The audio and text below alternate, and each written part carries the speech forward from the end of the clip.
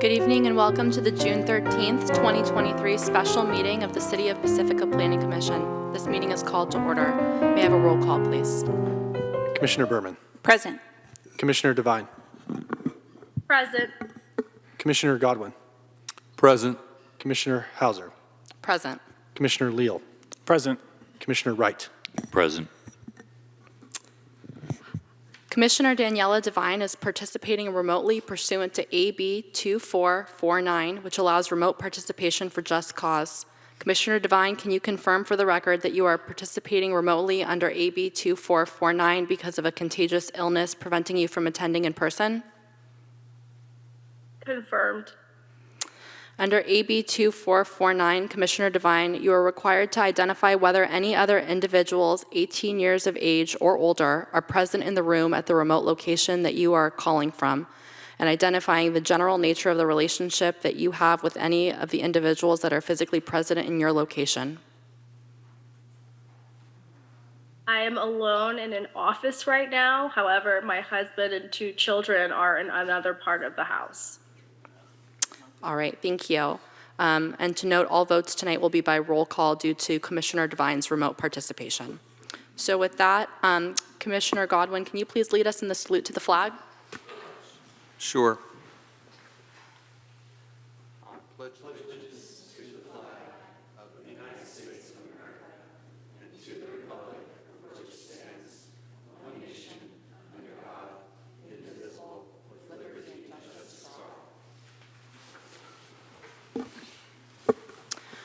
Before we get into administrative business, any member of the public wishing to make public comment on the agenda item tonight should complete a speaker card and bring it to the front and hand it to staff.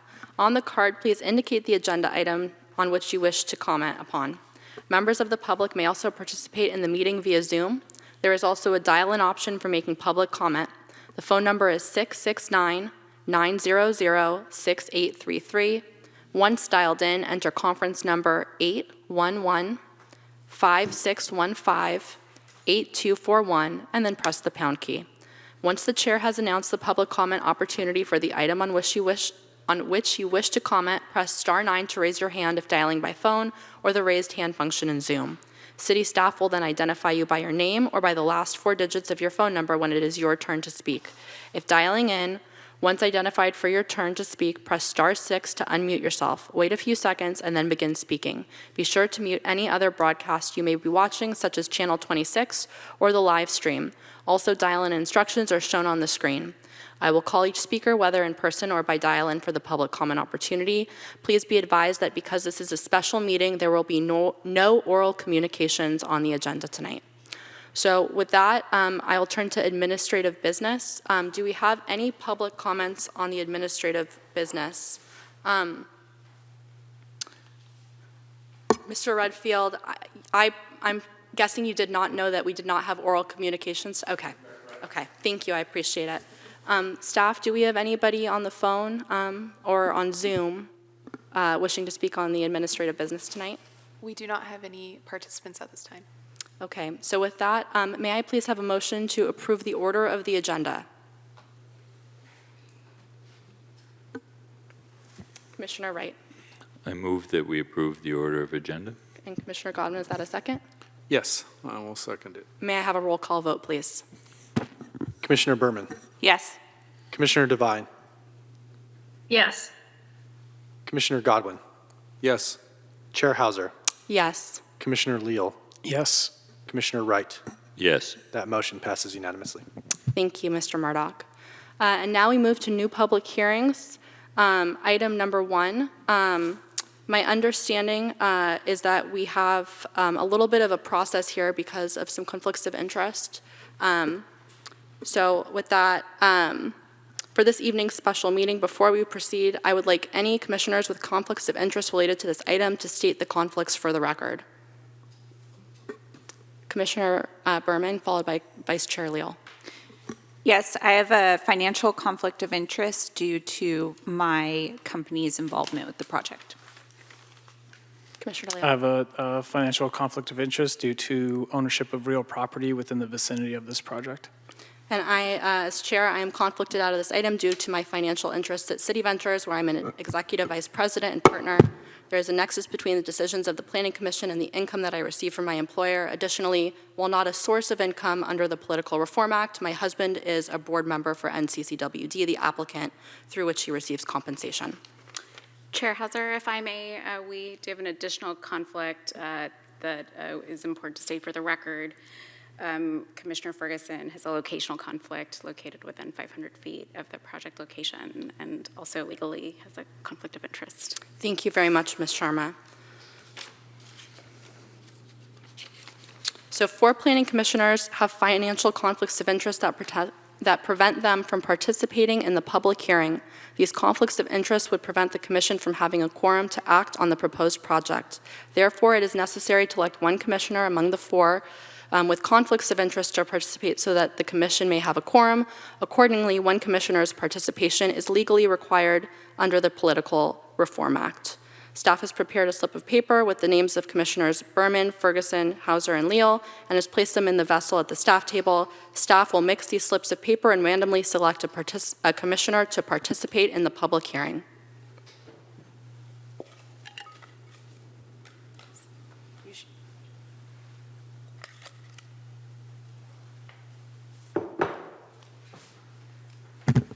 Berman.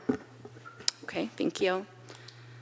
Commissioner Berman has been selected randomly to participate in tonight's public hearing. Thank you to the other commissioners for attending this evening. You can now depart the council chamber so we can proceed with the meeting. And that includes myself.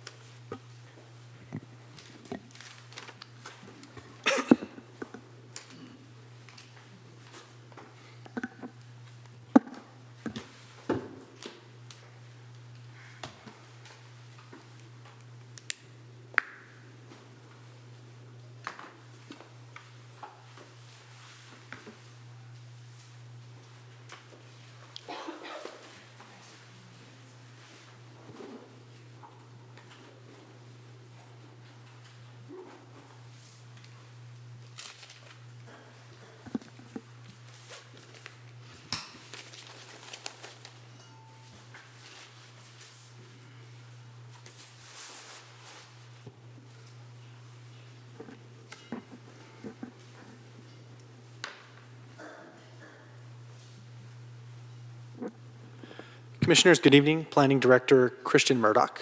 In light of the fact that neither Chair Hauser nor Vice Chair Leal have been selected to participate in tonight's hearing, the Commission must make a motion to select a chair to lead the remainder of the meeting. Commissioners, please make a motion to nominate one of the remaining commissioners to serve as chair for this meeting so we can proceed to the public hearing. I move that Commissioner Wright serve as a chair during this meeting. I second that motion. We have a motion and a second. Can we take a roll call vote, please?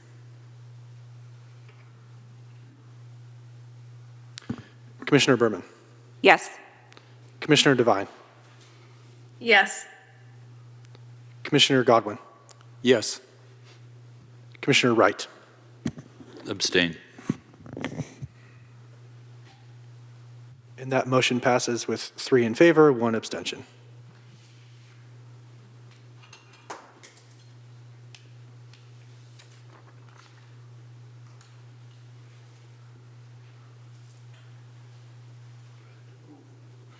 I don't think you have to move.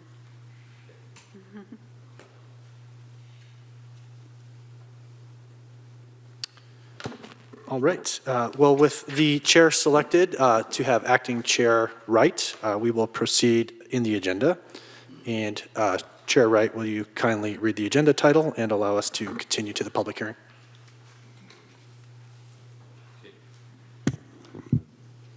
All I have in front of me is this here. If you could give me some direction as to where I can find it on here. So we are going to proceed to agenda item number 1, new public hearings.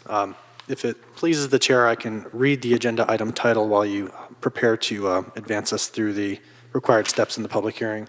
We will move to agenda item number 1, file number 2022-007, site development permit PSD-857-22, coastal development permit CDP-435-22, use permit UP-130-22, and parking exception PE-194-22 for demolition and replacement of portions of the existing North Coast County Water District headquarters site and construction of a new 2-story administrative building and other site improvements on an approximately 0.8 acre site located at 2400 Francisco Boulevard, APN 016-322-230.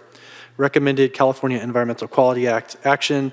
North Coast County Water District, acting as lead agency, has determined the project is categorically exempt from CEQA as a Class 1 exemption, CEQA Guidelines Section 15301, existing facilities, and Class 2 exemption, CEQA Guidelines Section 15302, replacement or reconstruction, and the recommended action is to approve the project with conditions.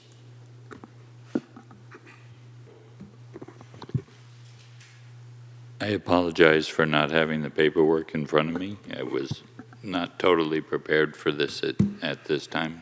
Any coaching through this would be appreciated. To confirm, Chair Wright, we provided a script with the required steps. Do you have that in front of you? Yes. So beginning with the public hearing, we've read the agenda title, number 1, and so we are proceeding to item number 2, where you would request disclosure of any ex parte communications by the participating commissioners. Okay, at this time, I would like to request the disclosure of any ex parte communications by any of the commissioners.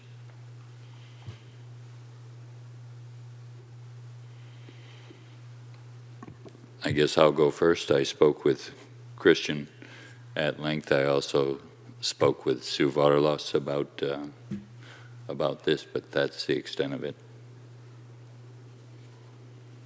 It appears there's no ex parte communications to report, so the next is the staff report presentation. Can we please have the staff report then, please?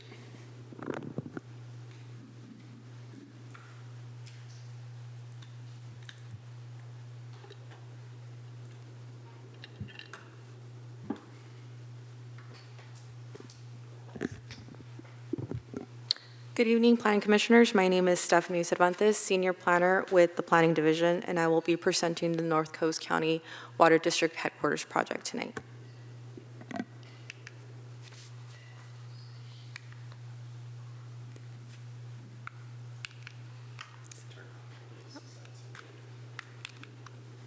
All right. The project site is located at 2400 Francisco Boulevard between Brighton Road and Clareton Road. This site has a 1980 local coastal land use designation of North Coast County Water District and high-density residential, and a 2040 general plan land use designation of public and semi-public, and a zoning designation of public facilities and multifamily residential. The project site has been used by the North Coast County Water District for many years as their headquarters and maintenance area. The site currently contains a single-story administrative building, 2 maintenance buildings, a warehouse, and various storage structures. The applicant proposes to demolish some of the existing structures and build a new 2-story administrative building with individual offices, shared offices, conference room, and a multi-purpose room, a new shop building, and a vehicle wash area. Other site improvements include a canopy over the designated parking area and a new water fill refill station. The materials and colors of the existing and proposed structures will match. The proposed administrative building uses stucco, wood siding, and concrete stem wall. The applicant proposes to use similar exterior enhancements on the existing structures to create a cohesive look throughout the site. Staff believes that with conditions of approval as written, the project will meet all findings for permit for site development, the use permit, coastal development permit, and the parking exception. Overall, the project proposes improvements to the site and brings the site up to current safety and health codes. The proposed architecture is compatible with the existing neighborhood. North Coast County Water District provides a service to the city, and the project is consistent with zoning general plan, the city's local coastal program, and other applicable laws. Staff has written several conditions to address concerns with the proposed offsite improvements and recommends that the Planning Commission impose those conditions. The applicant is proposing to redesign the on-street parking on Francisco Boulevard. The proposal would change parallel parking to 45-degree angled parking. In order to allow sufficient right-of-way on Francisco Boulevard, the project is proposing to move the existing sidewalk onto their private property and reduce the width from 6 feet to 4.5 feet for the sidewalk. Staff and the city's traffic consultant have concerns regarding the proposed redesign of the angled parking because of higher crash rates and should not be used where parking supply is sufficient in the Sharp Park specific plan area. The applicant is also proposing to install a multi-way stop sign on Francisco Boulevard and Brighton Road. Staff have determined that the proposal does not meet the required criteria, and the traffic engineer can speak more closely on that topic. The applicant also proposes to install a third driveway on Clarendon Road in order to construct the full-service water fill station. However, the new proposed driveway would create a site distance conflict when a bus is parked at the designated bus stop. In response to the North County Water District letter, staff is recommending modifications to Condition 21 to state, prior to final inspection, application should grind and overlay existing asphalt with minimum 2-inch AC to limits of all utility connections or to street center line, whichever is greater, across entire property frontage along Francisco Boulevard, Clarendon Road, and Brighton Road. All payments, markings, and markers shall be replaced in kind by the applicant. And staff also recommends removal of condition number 22. Staff recommends that all other conditions remain as is. Staff recommends that the Planning Commission approve the site development permit, coastal development permit, and use permit and parking exemption by adopting the resolution, including all the conditions of approval and the recommended staff modification. Planning staff is available for questions. As mentioned earlier, this Deputy Director of Public Works and City Engineer, Roland Yip, is also here to provide further detail on the off-site improvement concerns.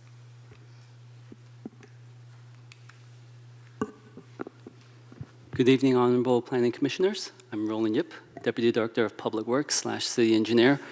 Before I head into the staff responses to the claim letter that was sent by the Water District this morning, I'll just explain a little bit more background on our determination. Staff had recommended against the installation of the angle parking due to safety issues identified within our March letter, and this was also highlighted within a traffic analysis that was done by a third-party traffic engineering consultant. Aaron Ferguson is with that consultant, Fair and Peers. And in addition to the safety conditions, safety issues, it also poses adverse impacts to our multimodal use, which is dictated from our general plan of the right-of-way. So just to explain a little bit more on why the angle parking is more of a safety concern as compared to the existing parallel parking. The road itself, this is classified as an arterial on Francisco. So the classification of the roads are residential, collectors, arterials, and then it leads to the state highway. So the purpose of the arterials is to collect vehicles and then feed them onto the state highway. So arterials typically have higher traffic volumes as well as higher speeds. So the concerns with the angle parking is that there is limited visibility with how you back out onto oncoming traffic. And with this case, the traffic is at higher speeds. There's also limited visibility in addition to backing out to the vehicles which are parked next to you, also block some of your visibility to the oncoming traffic as well. This does not occur with the existing parallel parking, which you just pull out. So that is the reason for our recommendation. We can go into further details of some of our determination with the responses to their letter today. So with the first claim from the Water District, they believe that the angle parking will benefit the area by creating additional street parking in the Sharp Park neighborhood, an area of the city that is poised for future growth. So as shown on page 6 of the staff report, the conditions of the project as proposed compared to the existing will only increase the parking of the area by 1 parking space. the proposed condition by the applicant, along with our conditions of approval, is the same. So there's 16 parking spaces from the proposed project, and with our conditions of approval, there will also be 16 spaces. The reason for this is because the additional driveway that is on Clarendon will remove 2 parking spaces from the area.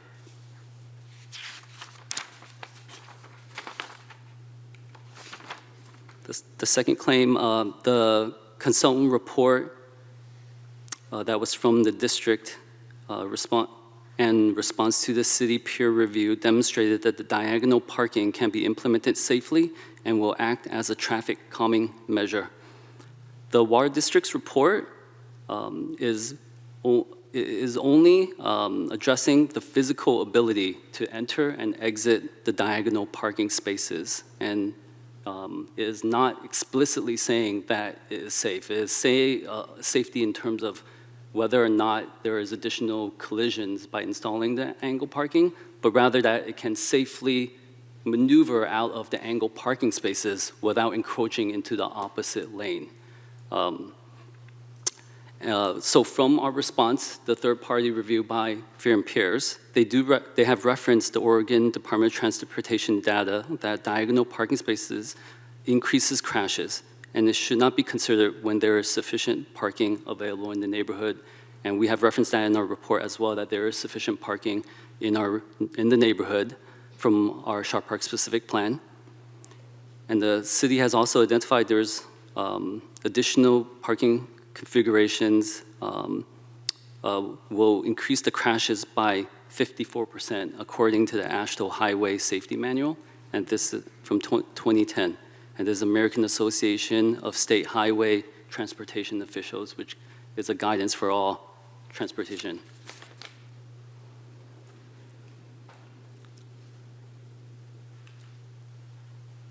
Third item, traffic engineering consultant has recommended that a stop sign be added to the intersection of Francisco and Brighton. Due to site distance concerns, while this feature has not been included in the district's design plan submitted to the city to date, the district recommends the city determine the appropriateness of adding a stop sign at this intersection in conjunction with allowing diagonal parking.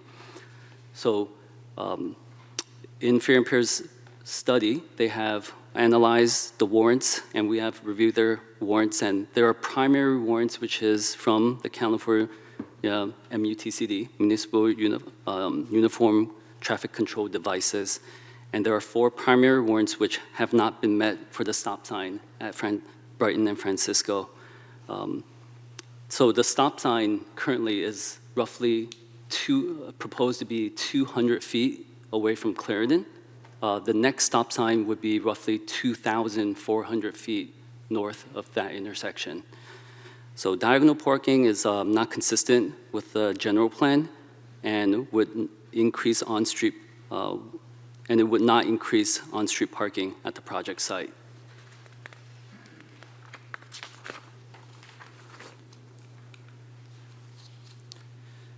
So the fourth claim here, the findings provided by the city to support its imposition of Condition 12 are not supported by credible evidence. The staff report asserts, for example, that there is adequate parking in the area based on findings in the Sharp Park specific plan. However, neither the specific plan nor the specific plan EIR nor the city's Fear and Peer study analyze actual parking capacity, existing demand, or actual project demand in the vicinity of the district headquarters. So our city's response is the Sharp Park specific plan parking evaluation observed parking utilization of on-street parking during weekday, evening, weekday midday, and weekend midday. So regardless of the parking analysis, the current Water District's project would not result in additional on-street parking.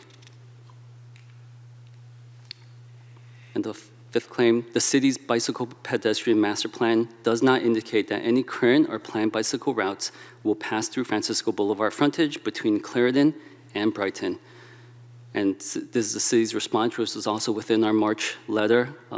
Circulation element table 5 for arterials, no mode of transportation is to dominate, and it must accommodate transit, bicycle, pedestrian, and automobiles. And also in the general plan policy complete streets, the CI3, complete streets in the project development process. It must incorporate complete street concepts at each stage of the development process for projects affecting the right-of-way. Complete streets means bicycle and pedestrian facilities, bike lanes, and sidewalks.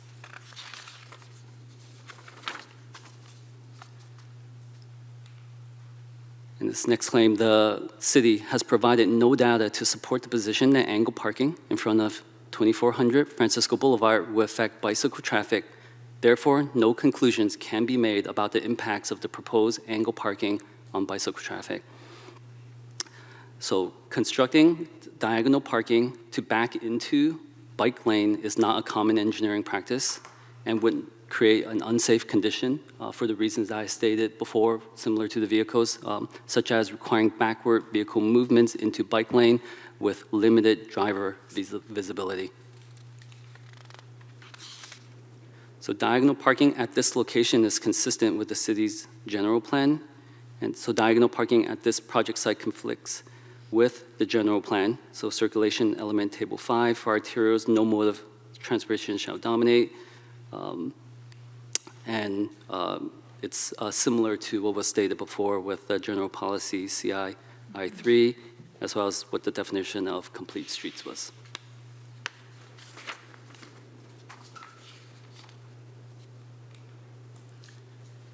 In this last claim, Samtrans has indicated it would be willing to move the bus stop east along Clarendon to allow the Highway 1 overpass to allow construction of the new driveway. The stop would be located between Oceana and Francisco Boulevard. Samtrans stated that all 3 routes served by the existing bus stop could be served by this new location.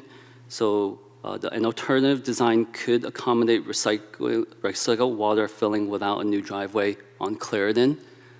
So we'd be happy to explore some of those alternative designs with the water district. And any approval of a new driveway should be conditioned upon city engineer approval of the relocated bus stop location and design, including any necessary approval by Caltrans. That's the last response to the letter. Staff is available to answer any questions from the planning commissioners. Thank you for your report. At this time, I'd like to open it up to commissioners for any questions of staff. Since I don't have the buttons in front of me, if you could raise your hand if you have a question.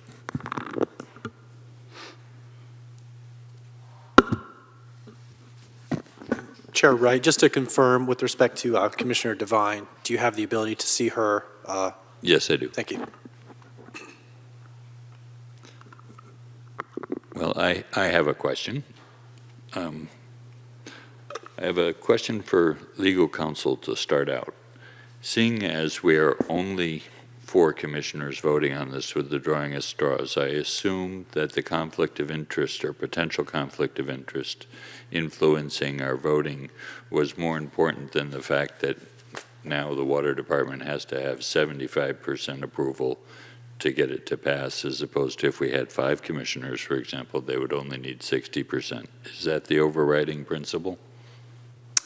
If I understand your question correctly, Commissioner. If we had 5 commissioners, to get a majority, we need 3. That's 60%. If we have 4 commissioners, you still need 3 for approval. That's 75%. It's a higher bar for them, and I'm just wondering, that seems a little unfair to them. And what I'm wondering is, so the conflict trumps the fairness, is the way I'm reading it. Is that kind of the idea? Just a second.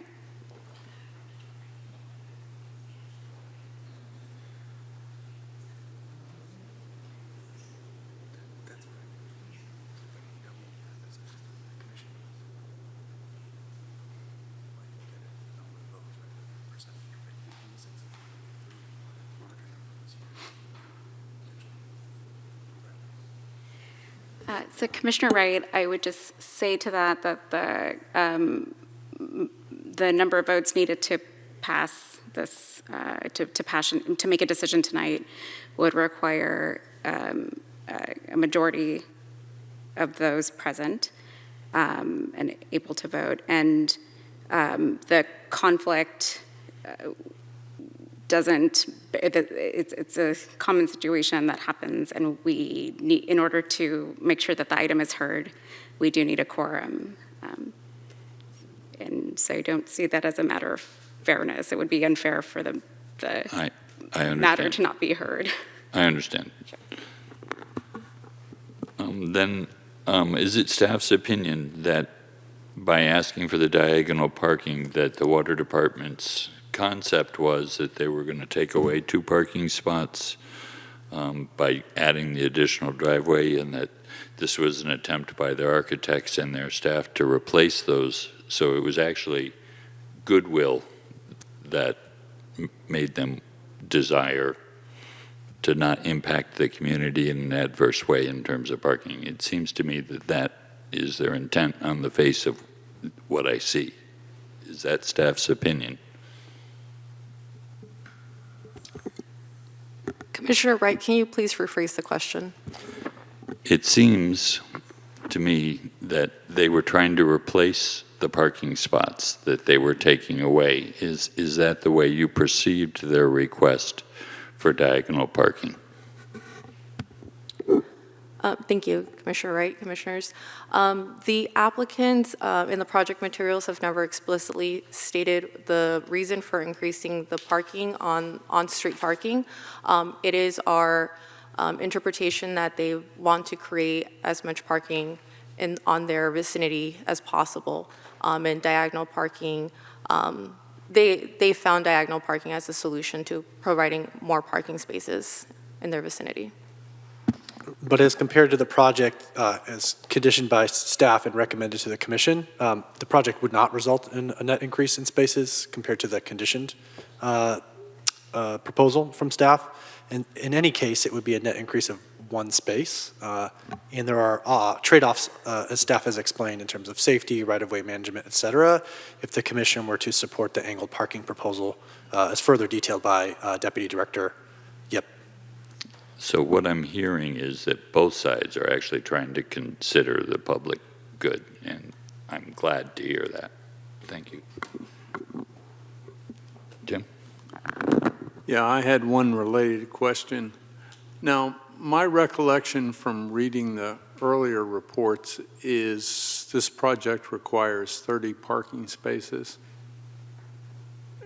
And there were a couple of ways to accommodate those. You could either provide the 30 parking spaces as off-site parking or off-street parking in the design. You could pay an in lieu fee for any parking spaces that that you were unable to provide in your design, so the total of parking spaces and in lieu fee payments total 30 spaces. Or another alternative is you could use parking stackers that are more common in Europe and the East Coast and have as many, much fewer parking spaces, but accommodate the 30 cars with some mix of surface and parking stacking spaces. Or finally, you could ask the city for a zoning variance and develop some on-street parking, which is the option the applicant selected. Is that a correct assessment of where we're at this point? I think that's largely correct, Commissioner Godwin. We would call what you described as the zoning variance a parking exception. It's a specific type of approval that the city can grant when, due to unusual circumstances, an applicant cannot meet the full off-street parking requirements of the zoning code. We should note that the applicant has proposed to increase the off-street parking by 5 spaces from 15 to 20 with their proposal, which is a significant improvement proportionally. However, it is still, a significant number of spaces short, 10 spaces short from what the required off-street parking should be according to our zoning code. Okay, I just wanted to make sure the problem was framed in my mind correctly. And to be clear, there is no allowance in staff's opinion in the zoning code to count on-street spaces towards off-street parking requirements. They're really separate issues. One is a zoning requirement for off-street parking related to a use. The other is more generally a convenience factor, or in the coastal zone, a visitor serving component, so folks can access the coast and park for free on public streets. So it's sort of apples and oranges as we're talking about parking numbers between off-street and on-street. Okay, so that's really not part of the solution. It's just saying they want a zoning variance in orthogonal block A, and oh, by the way, over here in this other unrelated but similar thing, if the city chose to make these angled street parking changes, there would be some reason to argue that the project could be done successfully with fewer off-street parking. But they're really, like you said, apples and oranges, two different things. They're apples and oranges from a zoning compliance standpoint. I'd say it's some qualitative. That's what I thought. That's why this question was interesting. Yeah, at some qualitative level, sure, a user of a private development site, or in this instance, the water district's project, might use on-street parking, and I think that's understood, but it cannot be counted towards compliance for the off-street parking requirements. That's the critical issue. Okay, I think I understand the problem then. Commissioner Devine, do you have a question? You do. I was hoping that staff could address the TSPP spot. I didn't hear anything about that, and I'd like to hear if there were plans from staff on how to address this. I'd appreciate it. Thank you. Commissioner Devine, you will see in the staff report, it is referenced, the temporary safe street parking is referenced in the analysis and the findings for the project, and there is also a condition of approval that states that that parking space does need to be relocated.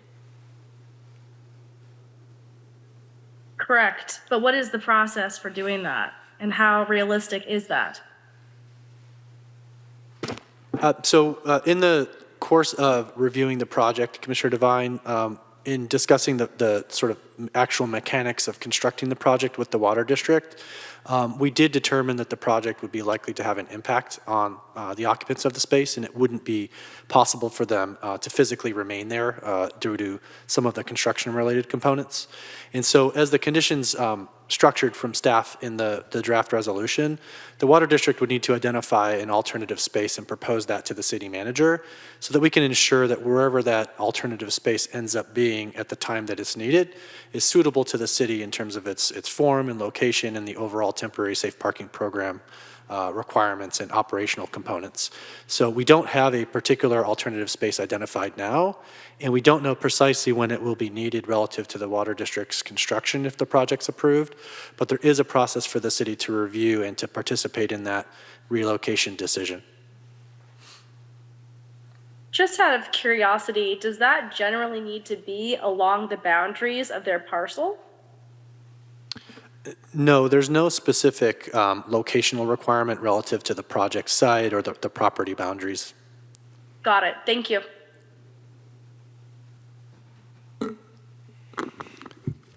I have another quick question. I was just wondering if staff could speak to what our Walgreens experience is with the diagonal parking there, just so we can have some historical real-life data on pretty much the same street.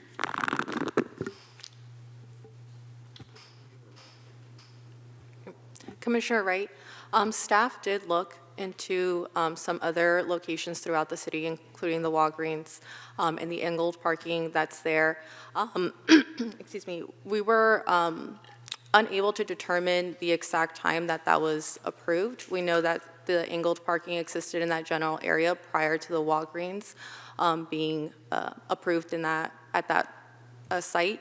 One thing that's quite different from the Walgreens location and what's being proposed now is that the Walgreens location is a commercial area. That parking is used for a multitude of different businesses in that area as well. And I know our engineering team can probably speak more about some of the safety conflicts that exist at that location now. And that is one of the reasons why staff has concerns regarding safety of proposing new angled parking throughout the city. Good evening, Plan Commissioner. So within Public Works Engineering, we do receive calls regarding the angle parking along in front of Walgreens occasionally. To speak of the risk that is with the angle parking, it is probably most comparable with it on Palmetto compared to Francisco in terms of the type of street, as a arterial. The draft local roadway and safety plan that the city is currently working on is close to ready to be brought to council for adoption. It identifies several streets in the city as in the high injury network. So the high injury network are streets which have a higher risk of collisions that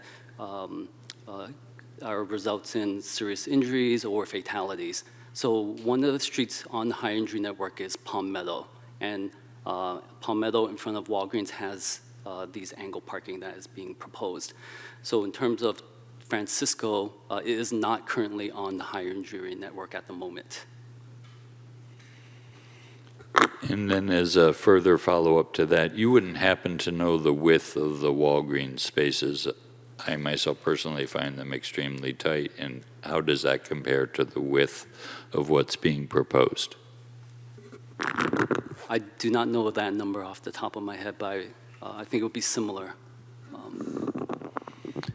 And then was I correct in one of the comments I read someplace that the consideration for moving the bus stop would actually offer inclement weather shelter in the new location? Is that also correct?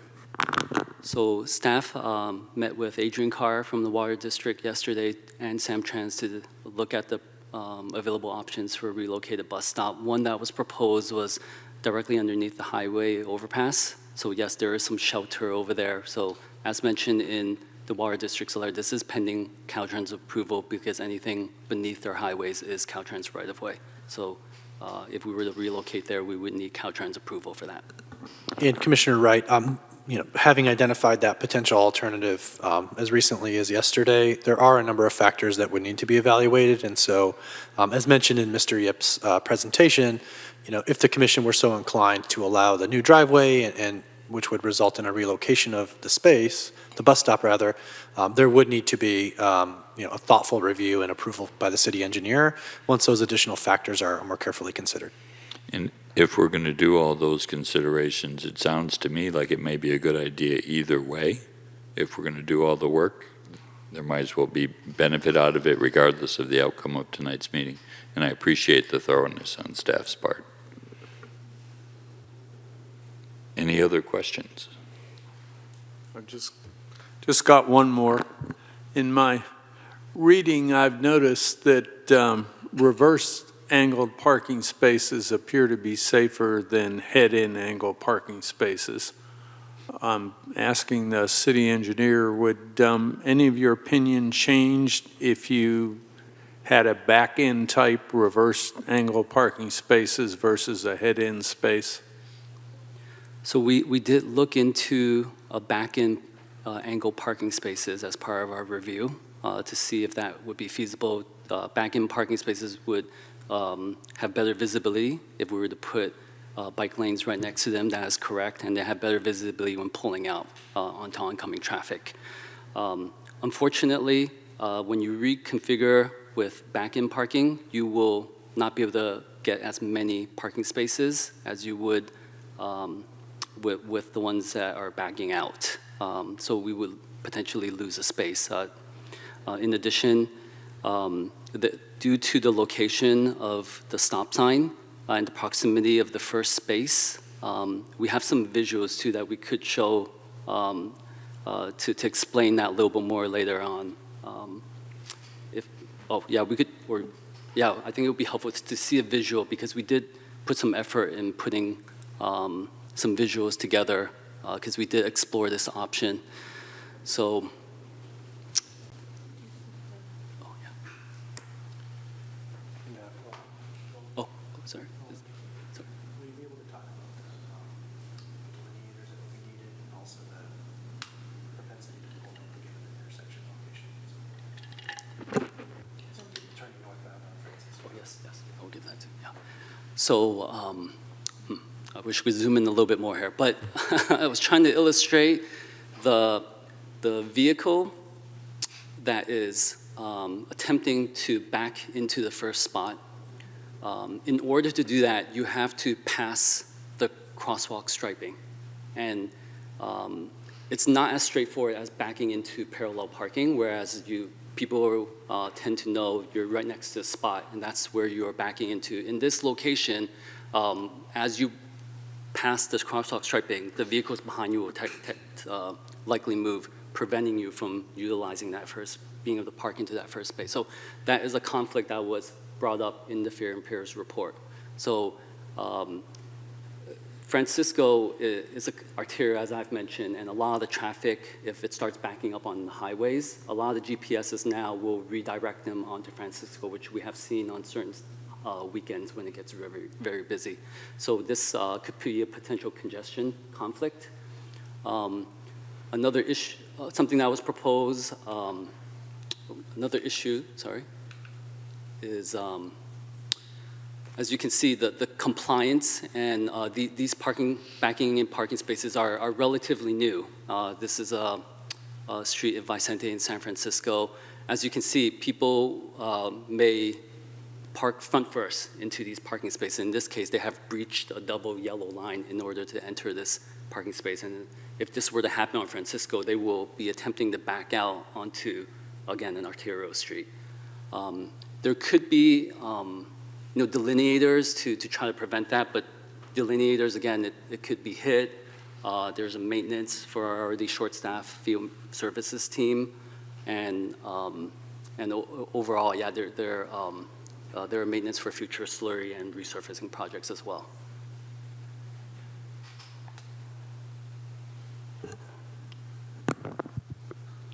I do not have visual on Commissioner Devine. Thank you. Any further questions?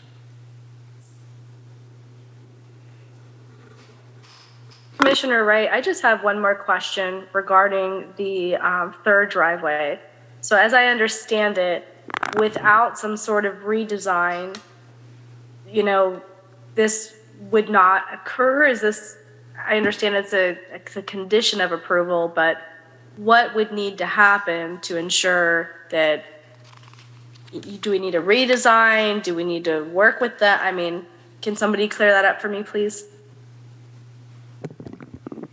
Yes, Commissioner Devine, staff's preference would be a redesign of that driveway area in order to be able to better accommodate the proposed water refill station with 2 driveways. Thank you. Any further questions? Barring no further questions, then I would like to open it up for public comment. Do we have any cards? So, Chair Wright, you're opening the public hearing? Terrific. Yes, please. We will need just a moment to get the applicant situated and take care of some technological adjustments. Okay, I see some cards over there. I just wasn't sure. Katie, you'll handle the promoting of the panelists.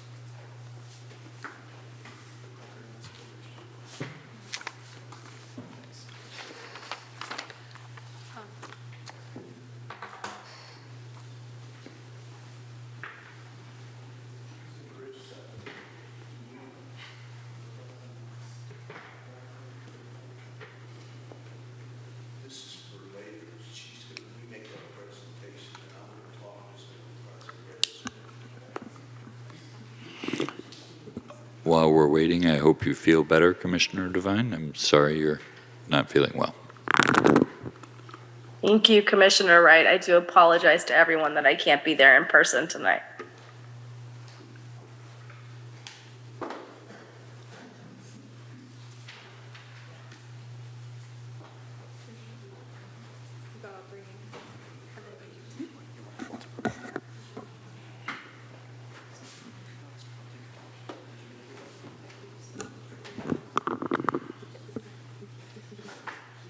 Is that one more card you have, Christian, or? Yeah. I'll bring it up just a moment. We may get more. Okay.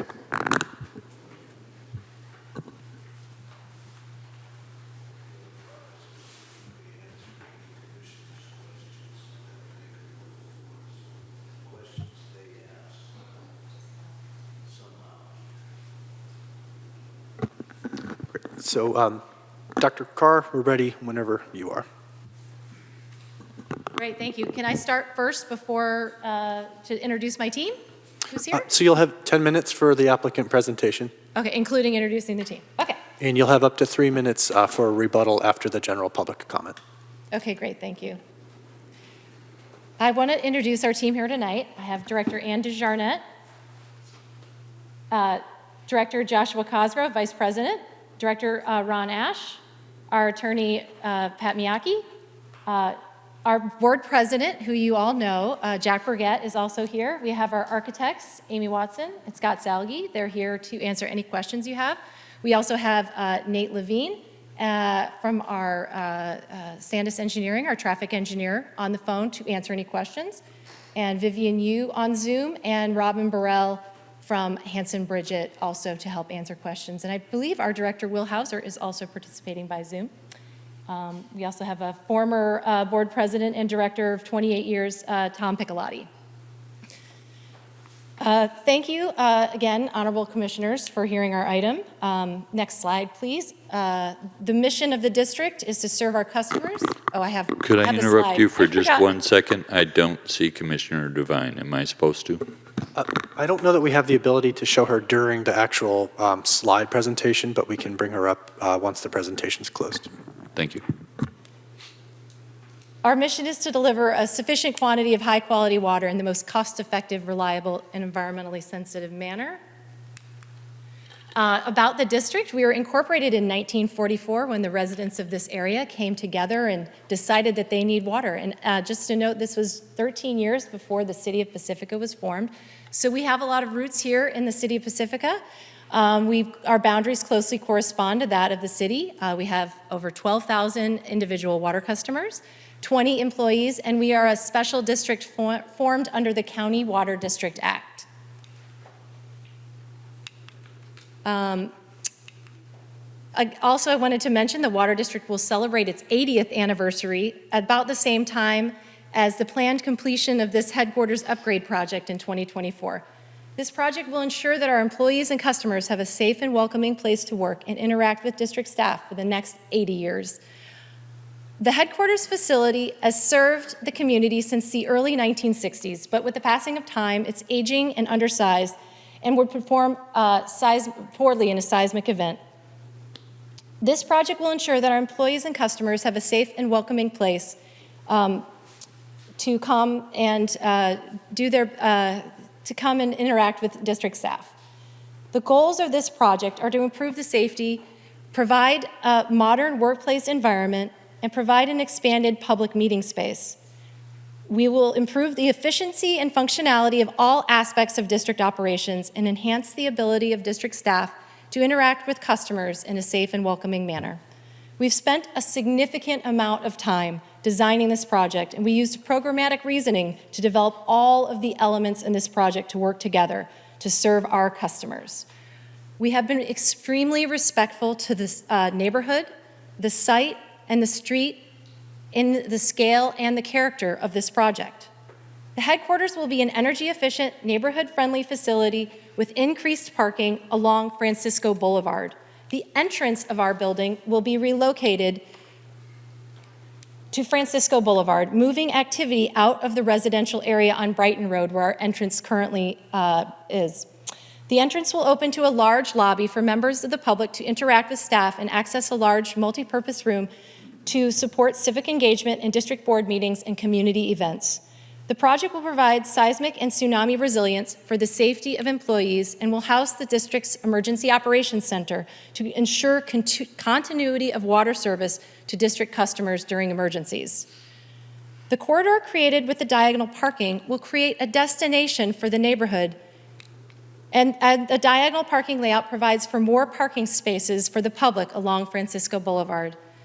We have shown that there's available right-of-way along Francisco that allows for installation of the diagonal parking, that the diagonal parking will not conflict with bike routes, as this segment of Francisco Boulevard is not a priority street in the city's 2020 bike plan.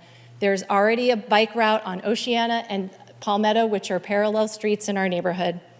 The prior city engineer, when we discussed this project, was supportive of diagonal parking in this location to add parking. As stated in our comment letters submitted both today and on May 15th, the district has demonstrated that diagonal parking can be implemented safely and will act as a traffic calming measure.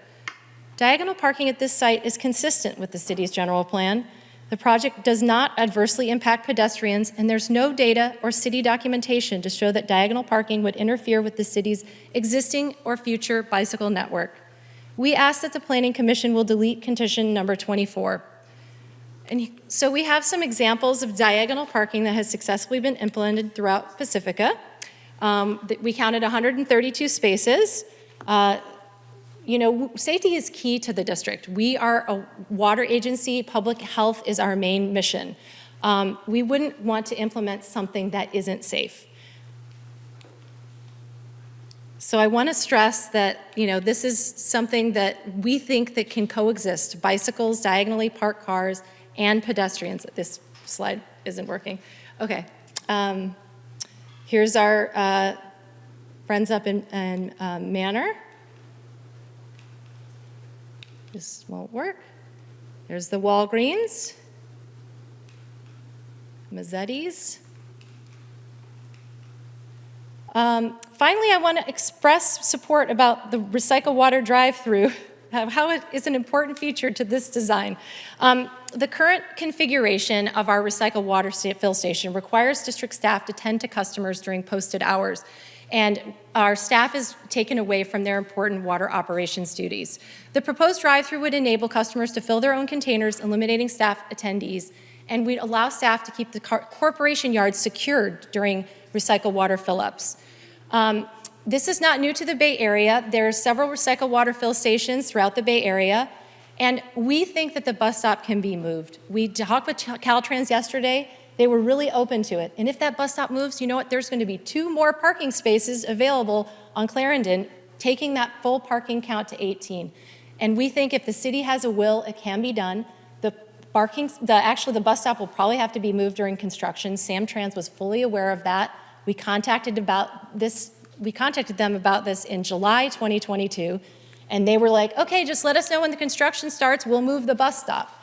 So while the bus stop is moved during construction, that will give plenty of time for all of us to correspond with Caltrans and get that moved. So we urge you not to condition our project to not start until that bus stop is moved, because Caltrans can be slow, as everybody knows, and just to prove our project with that driveway, because it really would be a huge redesign on us to have to delete that recycle water drive-through.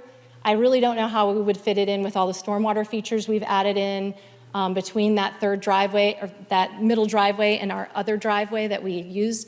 Plus, our staff is going in and out of that driveway that's on the western edge.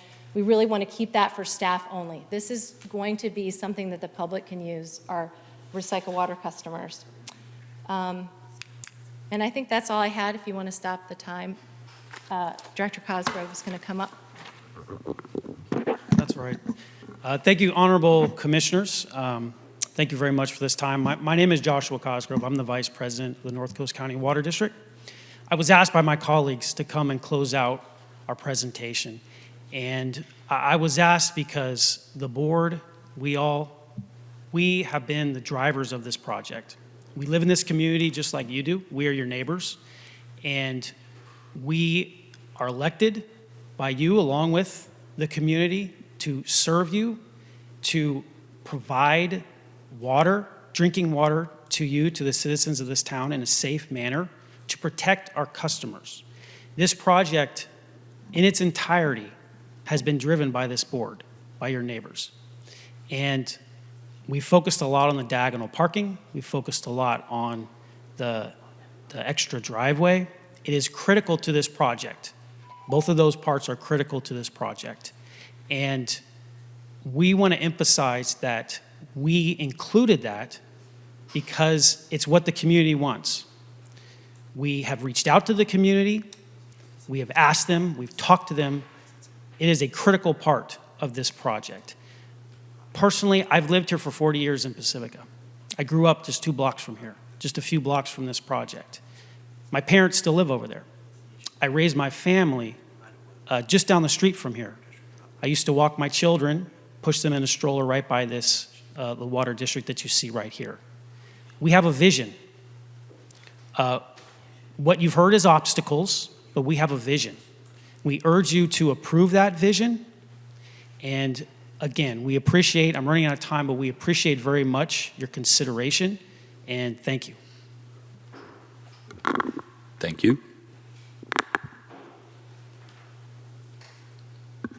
Christian, are you ready for public comment?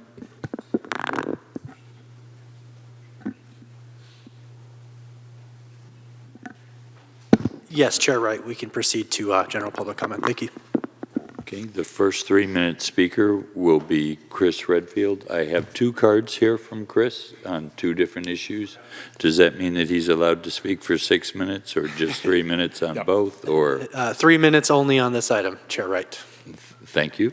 That original one was where I thought it was public comment tonight also, and it was not in the agenda. Good evening, Chris Redfield.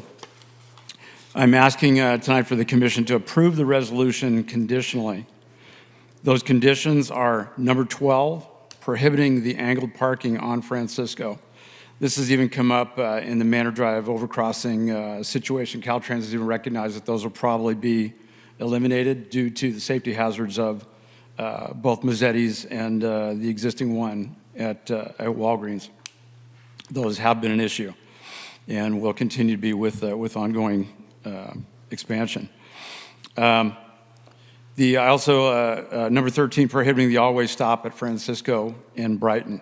I don't think that is necessary. I think there is room in hearing some arguments and thinking a little more on this issue. Number 24, that may be workable. That will change the parking configuration due to adding a driveway will eliminate some more parking spaces. But I also support the conditional recommendations regarding the temporary safe parking program location. That needs to be, again, I believe the Water District has presented a couple other options previously for a possibility on that, but that's a discussion that needs to go on and needs to be resolved before that goes ahead. And planning and engineering staff has shown validity for excluding several of these items on the application. So I hope you consider those items. And again, I don't think that diagonal parking is going to be worthwhile to do, especially given the numbers. But again, it changed with driveway number 3. It would definitely change the parking situation all the way around. Thank you. Thank you. The next speaker, it looks like John or Joyce Kerner.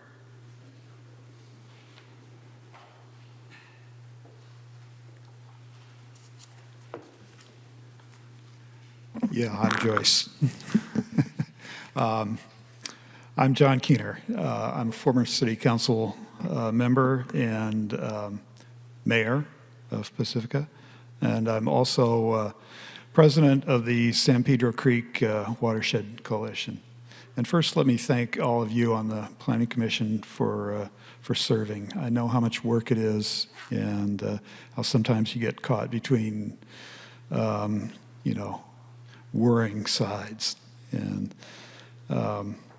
hopefully tonight will not be an extreme example of that. So I'm speaking tonight in favor of the new headquarters for the North Coast County Water District. And, I would say just that the upgrade is badly needed. But there are several conditions of approval that I disagree with, and they've been brought up and pretty much beat to death. First of all, the angled parking, and associated with that, the always stop at Brighton and Francisco. And staff says that the angled parking will create a hazardous and inconvenient situation. But we see angled parking on Palmetto near Manor at the Walgreens, as documented, that was approved a few years ago, at least according to my memory. It's a similar sized street. It's an arterial. It has a higher speed limit up at Walgreens and a much greater traffic flow most of the time. So I find it difficult to see how this will be hazardous and inconvenient relative to the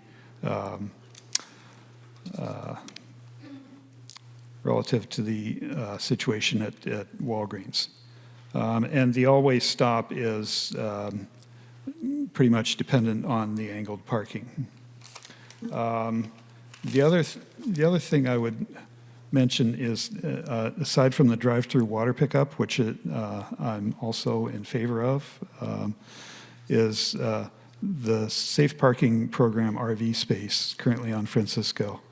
The Water District has offered to pay for space in the San Francisco RV Park, while a permanent site at the district water tanks at Skyline and Sharp Park Boulevard, or Sharp Park Road, is developed. And I would hope that construction will not be delayed because of the city's review of this one item. Thank you for your consideration and for allowing me to speak. Thank you. The next speaker is Christine Fuller, and then Mr. Piccolotti will follow. Good evening, Honorable Planning Commissioners, City staff. My name is Christine Fuller. I do reside in Daly City, but I will speak on the behalf of my family and friends that do reside in the city of Pacifica. I spent many, many years in Pacifica myself, and I am in favor and a huge proponent for this development project to move forward. I do see a huge benefit in particularly, I am also a realtor, so my thing is government health and safety code and compliance comes first. Because of the declination of the building, it's getting a little bit dilapidated. It is not in ADA compliance, and there's a lot of multifaceted factors that need to be upgraded, and I am in full support. Noel and Tam did a phenomenal architecture draft and proposal, and I think everybody's worked hard on the project. I also am a former county commissioner.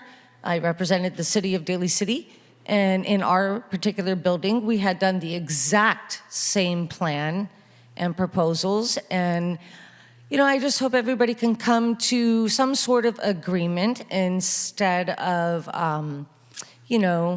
opposing. In every real estate, in every development, there's always room for negotiations. So I hope everybody can come to a full agreement in bringing this development project to light for the citizens of the city of Pacifica. It's vital to the community. Thank you for your time. Thank you. Thank you. Mr. Piccolotti? Yes. Thank you, Chair. First of all, I'm in support of this project as it's been submitted without the conditions. I'd like to say thank you, and I understand the job you do is difficult. I've lived here for 55 years. I've never before addressed either the Planning Commission or the City Council, so that speaks to the volume and the importance of this project and that I believe in it. I was elected in '94 and served 28 years, and I continue to be involved with the district as I've transitioned off the board. I'm speaking as a citizen, but I'm still very much involved and very much support everything that's been said so far, so I'm not going to go through every point because I think it would just be redundant. I'll tell you a couple things. I think this headquarters, emergency operating center, it secures the safety of the water. Without water, there's no us, right? I mean, there's no community without water. So I think the level of importance that's been put on this project, I think the district has been marginalized, not really treated like a partner like we should be, more like an out-of-town developer in some aspects in terms of responsiveness and getting the project done. But nonetheless, here we are tonight, so we're very appreciative that we're finally here. I think the angled parking, I think it improves the aesthetics of the neighborhood. And it is applied properly. You talk about Walgreens, well, I don't think that was done right. When it was done, I said, no, this is wrong.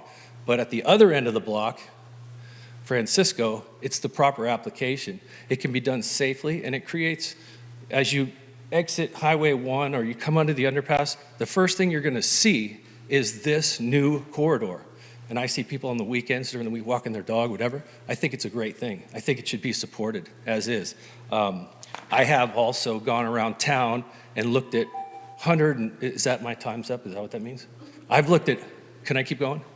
You have approximately 1 minute remaining. Thank you. So I have looked at all the other applications, and this is not inconsistent with 90% of them. I think it was said we have 132 throughout the town. I drove around and looked at them.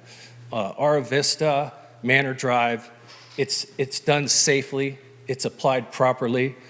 As far as the driveway for the recycled water is us sustaining the community, and that needs to be given proper consideration also. So the district headquarters, the recycled water station, and creating an aesthetically pleasing corridor is something that I think is us that live here. Staff goes home at night. I know, I've been in the industry for 34 years. I go home at night. But us, we stay here. We get up in the morning, we're here, we live here. And I think it's important that the commission approve the project as it is submitted. The conditions really shouldn't apply here. So thank you very much. I appreciate it. Thank you. Mr. Keast, followed by you, Jack.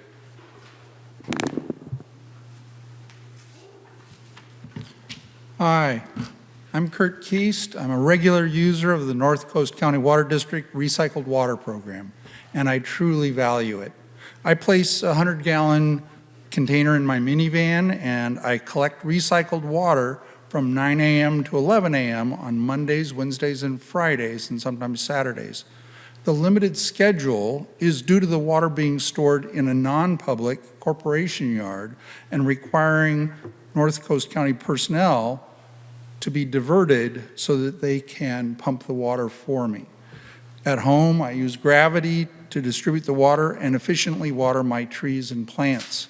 Despite my efforts, I can only manage 2 or 3 runs a day during those limited hours. Obtaining water on other days or times is not currently available. Last year's drought prompted me to work hard and to keep my cypress trees and permanent plantings healthy without excessive potable water. And that benefited both the community, water-wise, as well actually as myself financially. However, expanding the hours would have allowed for even more progress for me. The new North Coast County Water District plan grants me access to recycled water during most business hours, 5 or 6 days a week, without relying on staff resources, which are funded by water taxpayers, ratepayers. This expansion benefits not only me, but my friends and neighbors who struggled with the limited schedules and were hesitant to join the program because of the hours. By providing safer and more convenient access, we can encourage wider adoption and conserve more potable water, benefiting the entire community. Importantly, this initiative is not led by a profit-driven developer, but by our very own public agency with a mission to serve the community and our ratepayers. Let's collaborate with the North Coast County Water District and support their efforts. Regarding the project's so-called cost, it involves relocating the bus stop, which is already necessary due to ongoing construction for at least 2 years. I'm confident that the city, Samtrans, and the Water District can find a new nearby location in our best interests. And in fact, it sounds like they have. Furthermore, if maintaining the public street parking requirement is crucial, we can repurpose the current bus stop into 2 parallel parking spots. Please delete condition number 24 and restore the third driveway on Clarendon with a proviso to coordinate with Samtrans and Caltrans on moving the bus stop. Anything that makes accessing recycled water easier will make the program more successful and have more wiser water use for our community. Thank you. Thank you.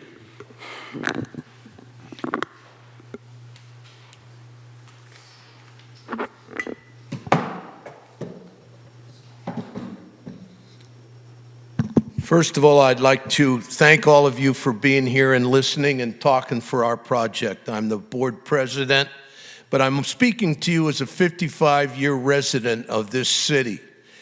Use common sense when you evaluate what you've heard tonight and do what's right for the people of Pacifica, please. I know that, it could be confusing, and I don't want to be redundant. I'm speaking to you not as a board president, but as a member of this city, for a person of this city for 55 years. According to my bride, she's in charge of me, She's the commandant. But I just want to say something about relocating the bus. We had the guys bring the bus and put it under the overpass, and there was plenty of room for traffic to go by. It shelters people in the rain if it's inclement weather while they're waiting for the bus. So to me, that's a no-brainer. The other one on the diagonal parking, with or without the stop sign on Brighton, it doesn't matter. People are going to slow down anyway and take care of business and drive nicely. And as far as the bike lanes, I looked at our study, and there's only been one bike that rode through on that study the whole time. And I hope that tonight, before we quit, that the commissioners have some questions of our experts that are taken here on our time, took their time to be here to support us and do what's necessary. I don't want to hurry through this, and I don't want to be too redundant. But I coached at Terra Nova. I'm a member of the Hall of Fame here in Pacifica. I've been hanging around forever, and I'm like a bad habit. I never go away, kids. You got to get used to that one. He's a Marine. I'm a former Marine. He knows where I'm coming from. I got 1 minute left, and I think I'm already done. I'd like to donate that to somebody else if there's more time, but those are a few of the things, and I know, Commissioner Devine, you asked about the safe parking program. We have made arrangements and worked on everything we need to do to help pay, not only offered to pay for the whole thing so the city doesn't have to worry about it, but those folks that are homeless are covered under our agreement with the city. I didn't hear that brought up with their engineering division and everything. I think our experts are smarter than your experts, kids. Have a good evening. I'm done. Thank you. And do we have any phone hands raised? We have one call-in. Brent Turner, you may unmute yourself. Good evening. Can you hear me? Yes. Yes, thank you. City Council, staff, Mr. Woodhouse, Aaron Ferguson, Mr. Yip, and everyone else working on this issue. As a local civil rights advocate, I object to the attack of the local water district plan. It appears to me that the plan is sound. I've gone through it extensively, and I support the project as designed and urge the Planning Commission to approve it as designed. In particular, the diagonal or angled parking along Francisco is welcomed by the community and neighborhood. And as a civil rights activist locally, I've asked around, and it seems to be a non-issue. So I'm a little confused by all the attention, but the customers in Pacifica that are elderly and disabled and need to drive to the water district office certainly support the plan as written. So the conditions created by the city staff are apparently onerous and are contrary to protecting our drinking water. So again, I'm confused. I'm hopeful. I'm staying hopeful. NCCWD has done a great job reaching out to the community to create a project that not only will protect our water, but also the customers of the district, and will also beautify the neighborhood in the area. So I completely support it. I appreciate everybody's efforts here. Look at the plan closely and understand that it appears that some of the engineers, some of the consultants reverse engineered their conclusion. And maybe it's some sort of an ego game or something occurring, but the only winners are the attorneys. So I appreciate, again, coming to the right conclusion here, and thank you for your time. Are there any more phone-in? We have one more caller, Zoom user. You may unmute yourself. And please state your name for the record.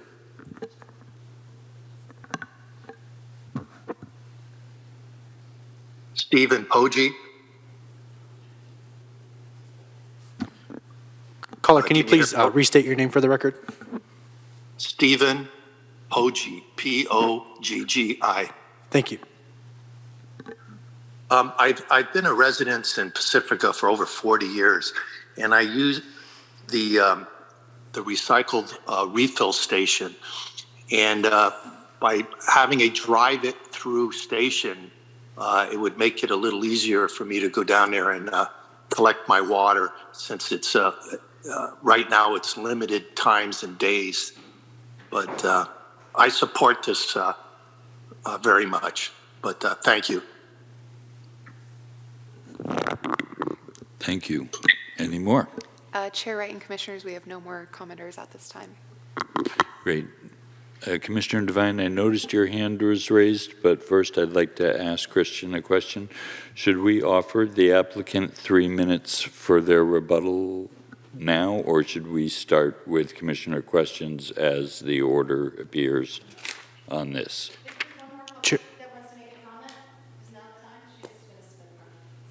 Yes, following the additional commenter, we would recommend allowing the district the rebuttal period before entering into commission questions. Okay, thank you.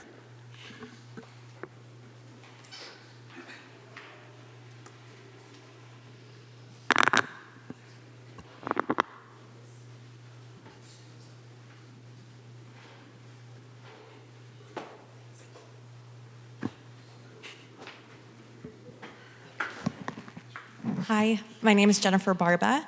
I am in total support, 1,000 million % support of this project that the Water District is trying to push forward. It seems like and it is a very thoughtful and well thought out project in regards to safety. Also, they've considered, which I'm a mom in this community, but also a business owner. So I am the owner of Perfect Pour Cafe here in Pacifica, which is right on Clarendon and Francisco, so right across the street from the Water District. And their proposal of increased parking would greatly help our small little business on the corner there in regards to providing more public parking. As everyone knows, small businesses, it's hard in the community for people to even find parking for our little business when they visit on the weekends. So, and during the weekdays too. So this is a really attractive feature for us as their neighbors in the neighborhood. Also, just as a mom, the recycled water is like a great resource to teach our kids about, and they've provided many community gatherings at their station also for our kids to kind of learn about water and what it can do and the safety of water. So we've participated just as a mom in many community events that they've thrown too. So they give back to the community in many ways. So I think with this project, it's not only going to beautify the community, but it'll also bring more awareness to safe water and recycled water and accessibility to that. And then, of course, for our small business, Perfect Cafe too, they're great neighbors, and I think the extra parking that it's going to provide is key for our small business and small businesses in the neighborhood. So thank you for your time and hearing. Thank you. Any additional callers? Not at this time. Then, if staff approves, I'd be happy to entertain the 3-minute rebuttal.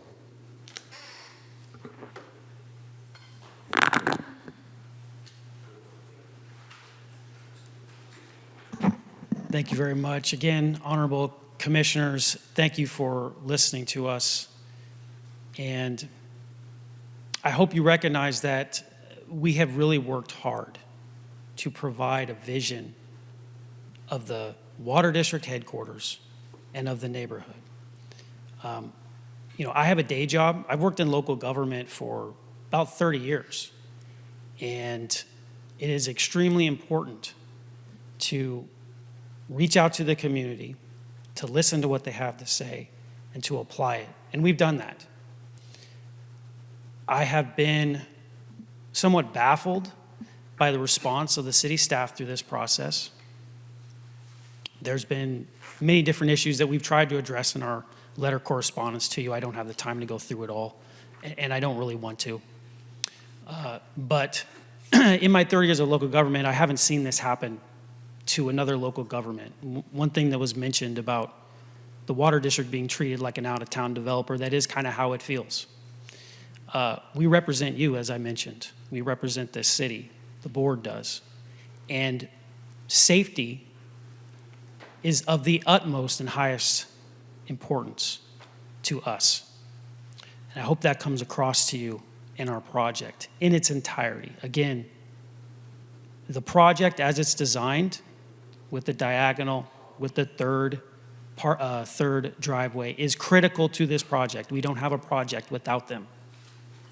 So I just want to stress that. That's from the board. And I want to also let you know, we have, as was mentioned, many of our consultants here.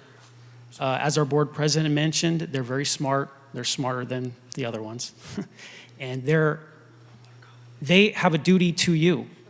Just like city staff has a duty to you, our consultants, our legal counsel, our general manager has a duty to each of you as residents of this town. And in putting together this project, your safety, the protection of your water, the protection of the customers, being as open, as transparent as possible, that was our priority, and that's what was done.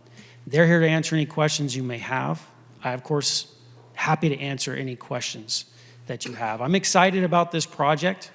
I'm excited to be able to talk to you about it. It's been a while for me to be able to get in front of you, so this is exciting, and I just urge you to approve the vision that us, your neighbors, are bringing forth to you. I just ask you to do that. And one final thing is obstructions costs us money. This project will get more expensive if it continues to be delayed. That's you and me. We live here in this town. It's going to cost us more money as this project is delayed. So again, for all those reasons, I urge you to support the project in full. Thank you very much for your time. Thank you. Mr. Murdoch. Thank you, Chair. Just hoping perhaps before the commission jumps into questions of the applicant or of staff, we want to share many of the sentiments of the Water District as applicant. It's an exciting project, an opportunity to modernize their facilities, which provide a critical service to the community, to improve the safety for their staff and for customers that visit the premises. It's really a significant improvement for their operations as it relates to the on-site improvements. It's really only limited to those narrow issues in the public right-of-way that affect the public generally, where the city has concerns, and we've expressed those with our expert analysis and opinion. And we think that there's a reasonable way forward with respect to the bus stop relocation and the driveway, and have some ideas about that whenever the commission might want to explore that. However, we feel strongly with respect to the angled parking proposal and the overall right-of-way considerations that presents, that is something that staff would hope the commission understands from the city staff's perspective. Thank you. Is it appropriate to close public comment at this time? Yes, Chair. Okay, then I'd like to close public comment. So at this point, then, is it time for commission questions of both the applicant and any further questions that we have for staff? Yes, Chair. I did notice that Commissioner Devine had her hand raised a couple of times. It's not currently raised, but I'd like to offer her the opportunity to go first. Thank you so much, Commissioner Wright. Clearly, this has been a huge lift on the applicant's part and on staff's, and I want to thank you both for your incredibly thorough materials, expertise, and the whole process, your patience, especially from the applicant's perspective. A few questions that I have are sort of,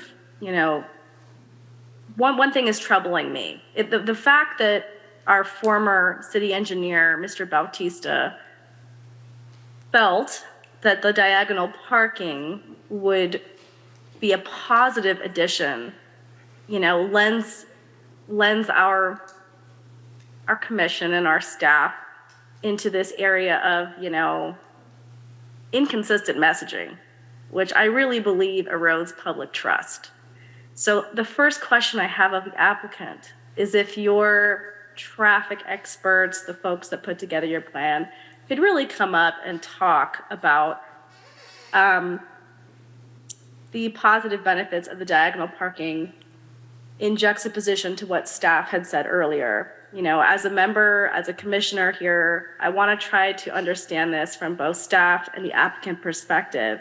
But when you have a monkey wrench in there, like the previous city engineer saying something different, things become more gray. So if we could start there, I'd really appreciate it.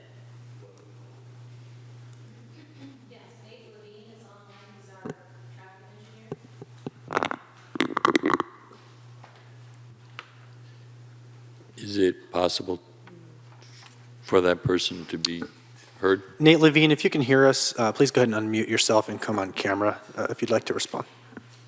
Yeah.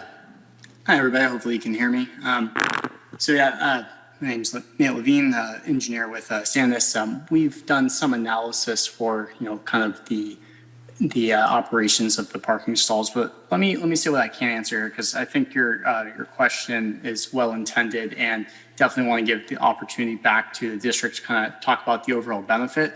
I can talk about it at least from kind of these more minutia points that we keep saying about safety and parking. And I will say it's an interesting situation to be in, where all you hear from one side kind of these arguments and points, you hear from the other side other arguments and points, and unfortunately it does feel like we're kind of talking at or past each other instead of together. So there's that aspect occurring.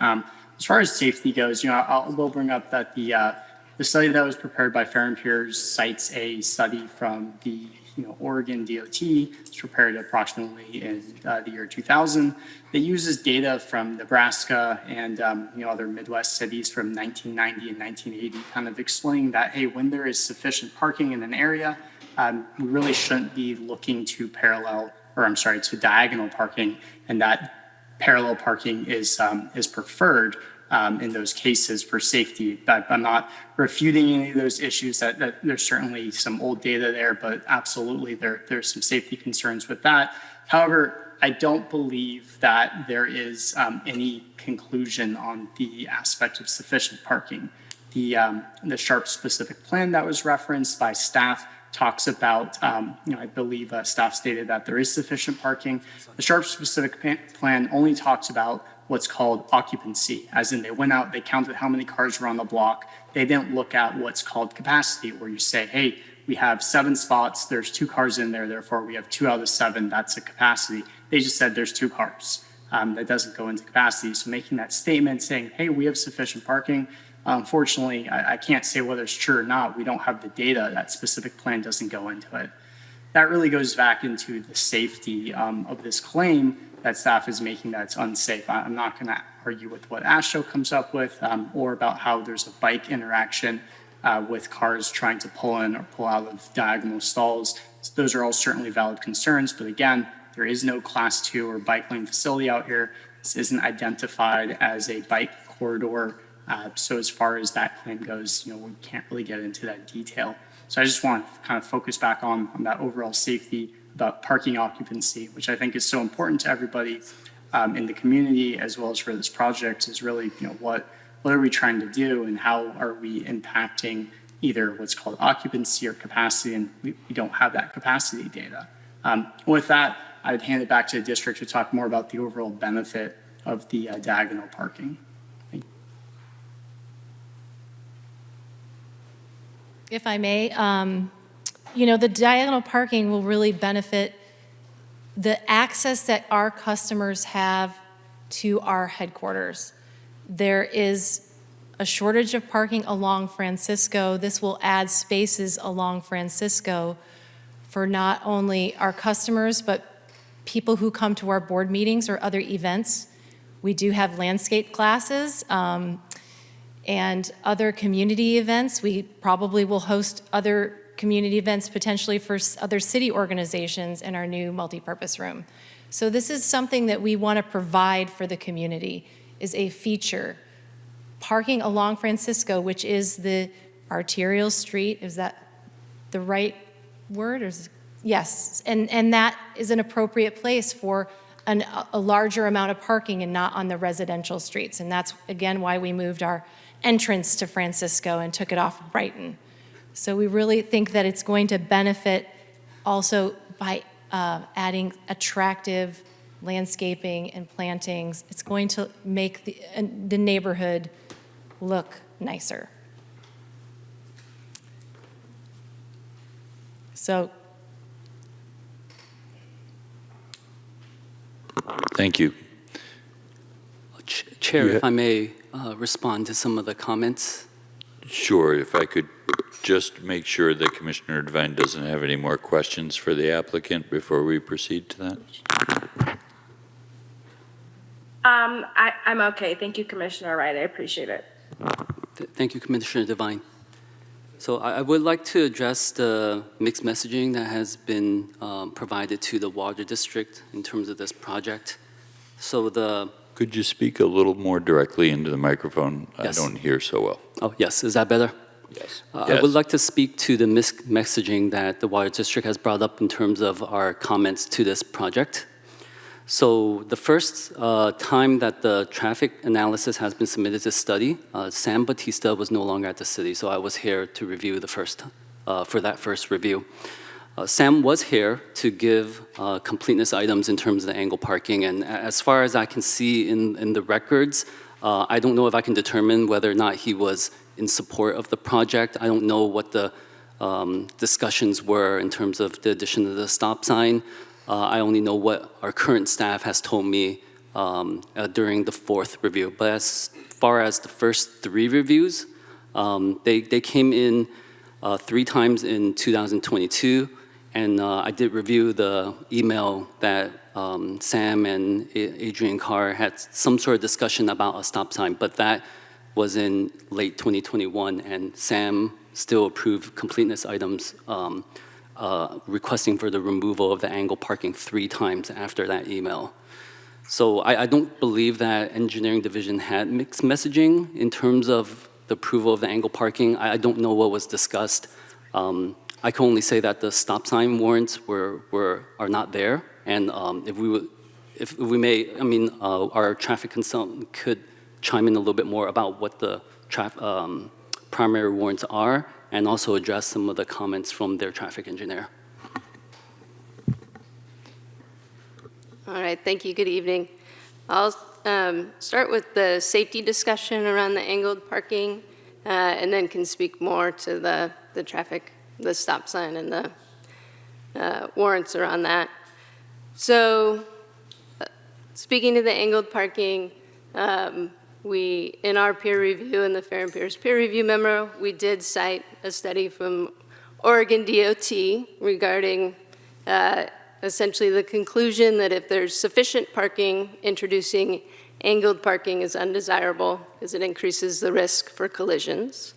There's since then been national research published by AASHTO in the Highway Safety Manual. So this is a manual that is industry best practice for understanding what are different roadway characteristics or different roadway design decisions that actually influence and change the number and the severity of collisions that can happen on a roadway. And so in that highway safety manual, that manual also documents that if you convert on an arterial street, parallel on-street parking to angled parking, then you can see an increase of collisions of about 50 to 54%. So there's a couple of different industry documents, research projects, if you will, that have clearly documented moving from parallel parking to angled parking on an arterial increases collisions. So it's not something that is trivial in that sense. What was the year of that? The 54% number, what year was that? Yeah, that manual was published in 2010.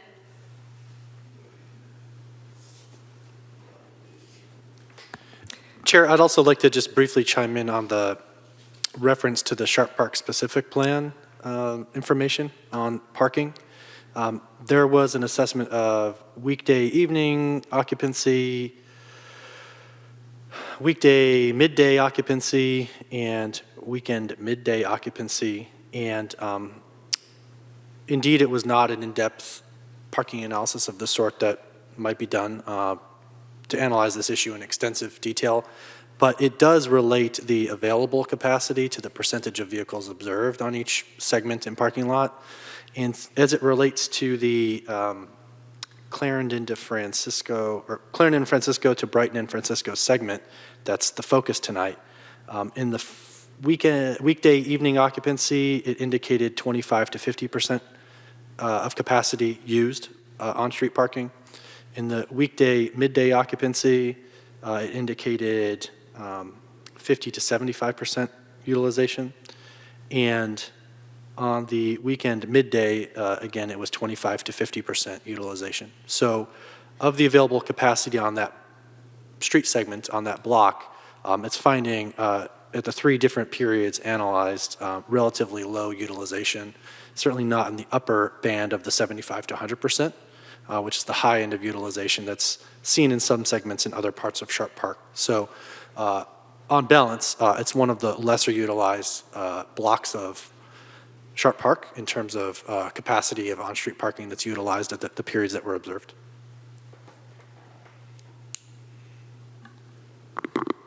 Any follow-up questions, Commissioner Devine?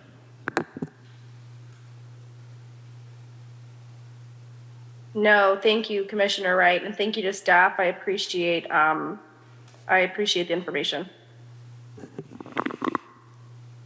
Fellow commissioners, further questions? I've got a few. Please. Let's stay on parking for a little while. To further expand on what I said earlier is there's plenty of room in the NCCWD land to put in parking stackers and park lots of cars, more than 50. Why didn't you consider parking in your final design and not have this issue over the change of zoning?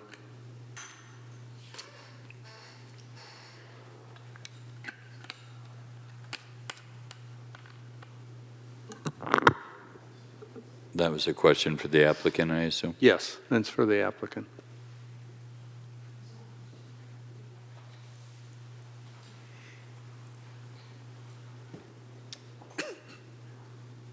Hi, I'm Scott Salge with Nolan Tam Architects. I'll respond to sort of the spirit of how we're attempting to park the site. So the corporation yard is limited space, and so our proposal includes parking for all the staff on the site. And so the balance of parking that we propose to be exempted for the project is supporting the multi-purpose room, board meetings for those moments when that space is used. So you'll see in our documents, there's a breakdown of the parking in parking related to those uses for the building. And so the dominant need is for staff, of course, for being there, throughout the day, every day, virtually, all working days of the year. And then the balance of that, the parking that we're hoping that the streets can accommodate for the moments where we have the public comes to the district. There's board meetings, obviously, and we hope the public comes to the board meetings to further understand the benefits of the water district's providing for the city and their community. And so that's how we structured the parking strategy.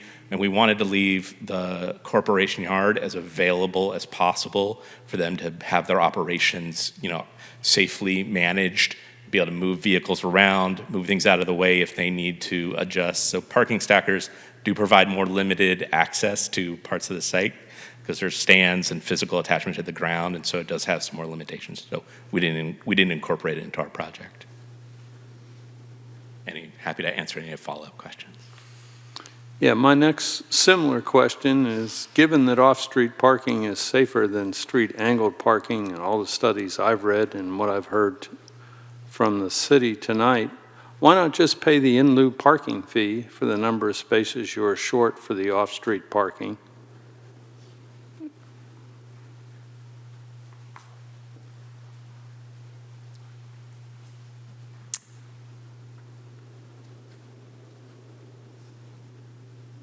We have not said that we would not pay an in lieu parking fee, although we do have an agreement with the city that we share costs. The city is our biggest water customer, so the city does not pay a it's a bi-monthly supply and distribution charge that the rest of our customers pay, which is about $90,000 a year now for all of the city accounts. So we do have a working relationship with the city and all sorts of benefits that we provide to each other. The city does patch some holes for us, anything smaller than 100 square feet. The city will come and we have a leak and we open up the street. The city will patch that for us as long as it's smaller than 100 square feet. So we do have we have an existing agreement going back to the 1970s that spells that out. But when we first applied to this project, and actually we met with Christian in May 2021. It was our first time we met with the city about this project. We discussed potential parking exception and that it could be a charge to the district or it could be recommended as a parking exception. So that's maybe a question for staff, but they've recommended a parking exception for this project. We did interact early with staff. We really reached out. We wanted to find out what city wanted, and that's how we designed our project. Like I said, we met with Christian in May 2021. Then we met with engineering in October 2021, and that's when we got our information from San Bautista, where we presented all of the different parts of the project. He really liked the diagonal parking. He thought it would add to the neighborhood, and he was the one who recommended to us, well, you should study a stop sign at that intersection, because if you want to have diagonal parking, you should probably put a stop sign there, but do a traffic study and see what your engineer says. And so that's why we did that study. I mean, we hadn't proposed a stop sign before Sam had suggested that. So in our first round back after we submitted our planning application in March 2022, we got comments in our incompleteness determination in April 2022, and it said remove diagonal parking, and we were very surprised because when we had talked previously, we had gotten such a reception that was positive from engineering, and we requested to meet with them, and it was just remove diagonal parking, it's unsafe. That's all we got back. I can show you the incompleteness letter that I received. We didn't get that list of engineering conditions. We did not receive it until Roland sent that letter in February. So we did not get those conditions, and we're not able to review them from engineering until that time. We did ask engineering department about why diagonal parking is unsafe, and they said, well, we're not sure, but you should do a traffic study, and then we'll consider it if you do a traffic study. So that's why we proceeded to do the traffic study. But we were also kind of told, hey, there's a TSPP parking spot right there now too, so that's an issue.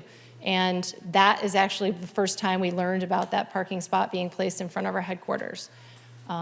So that was, we thought maybe, engineering department just conveniently said, don't put the diagonal parking there because that will, be inconvenient for our TSPP program, which we've designated this as a spot, which had come into being between the October 2021 conversation and that April 2022 letter that we received that said remove diagonal parking. So, it's something that, we thought would create parking for the neighborhood, and we think it's a good feature for the project. So just to make sure I understand your answer, which was quite lengthy, you're okay with the in lieu fees if you pay them partly in services as well as cash as an alternative to the angled parking, or you're not in favor of? We want the angled parking. So you are unwilling to go ahead with the project if we put in a condition as the in lieu fees instead of the angled parking? Is that what you're telling me? I'm not saying that. Well, I need a clear answer on this. Is this an alternative? I have not considered what the cost is. I do not know the in lieu fee, and I don't know. I don't think our angled parking provides enough for the in lieu fee or the number of spaces that would need to be provided versus the in lieu fee. I don't have a number in front of me, so I'm not sure if I can make a determination as to whether we should make our ratepayers. It's just the city of Pacifica residents it's just going to make their water bills higher if you impose that fee on us. So it's robbing Peter to pay Paul. So you're robbing the city of Pacifica, the water district customers to give the city of Pacifica $1. We already pay each other. It's not very logical. Will the project go ahead without the angled parking, or will it stop?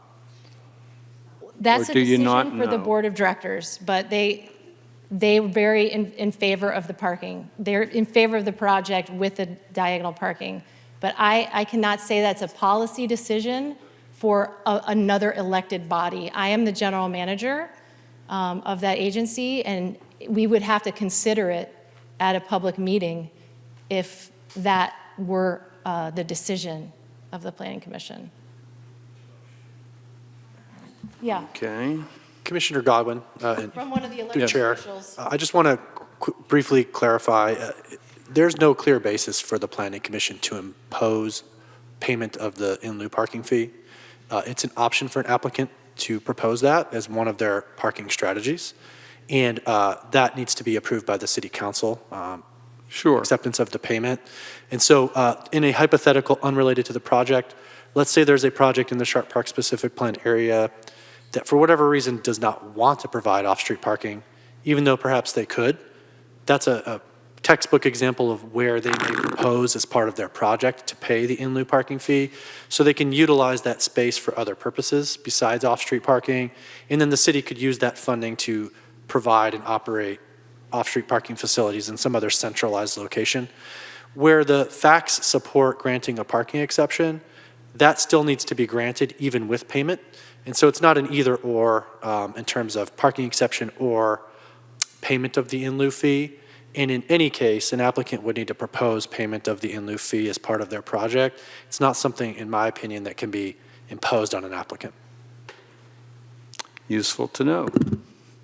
I think they had some further insights in response to your question. If you think it would be beneficial to help you get more information on your question. Thank you very much. I'll be very brief, but thank you. As I mentioned, the diagonal parking, as a board member, and I've been at all of our meetings, the board has been clear in our direction that our project must have diagonal parking. It's because we're trying to maximize parking for our customers that come from all over Pacifica to conduct business or to attend meetings, to perform their constitutional right to come to a public meeting.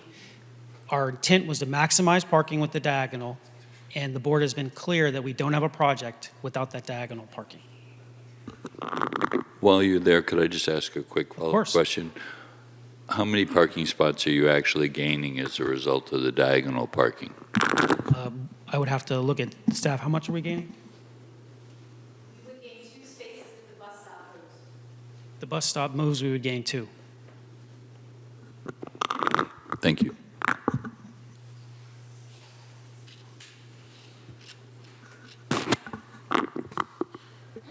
Jim, any further questions? I got a few. Please. Commissioner Wright, perhaps if I may, while Commissioner Godwin's preparing his next question, I do want to remark on the bus stop and the driveway and that particular issue on Clarendon Road. Not only did the staff previously analyze the construction of a new driveway and have potential safety concerns with line of sight, for instance, while a bus may be at the bus stop and someone's exiting the new driveway, we also had written comment from Samtrans prior to the May 15th public hearing that had been scheduled, where they were concerned about construction of the driveway and the impact to their bus stop and their operations. It's new information as recently as yesterday that Samtrans may in fact be open to relocation of the stop. And with that new information, that's important new information in staff's perspective. And as mentioned earlier, we think there may be a way to provide some flexibility for the temporary and permanent relocation that might facilitate construction of the third driveway, while also suitably relocating that space. And it would have the benefit of then providing 2 additional on-street parking spaces, given the removal of the no parking zone that currently exists at the bus stop. So there is potentially a net positive outcome in terms of on-street parking if the bus stop can reasonably be relocated. And we have information to suggest that may be possible given the on-site meeting yesterday with Samtrans. And would that change staff's conditions of approval at all? In other words, would that possibly shift your opinion on the diagonal parking, or would that not change? So the staff's concerns on the angle parking are multiple. The fact that it, on balance, given the overall project, not result in a major increase. I think it was a net increase of 1 space. That's but one concern. Really, the driving concern is safety. We have no reason to oppose angle parking if it could be safely constructed and allow sufficient management of the overall right-of-way. But whichever way the staff has looked at it, we don't believe it can be done safely, and we think it would be at the expense of multimodal transportation, which the general plan calls for. So we really think that we should have a separate conversation about angle parking and the Clarendon bus stop / new driveway. They're really distinct issues with distinct considerations.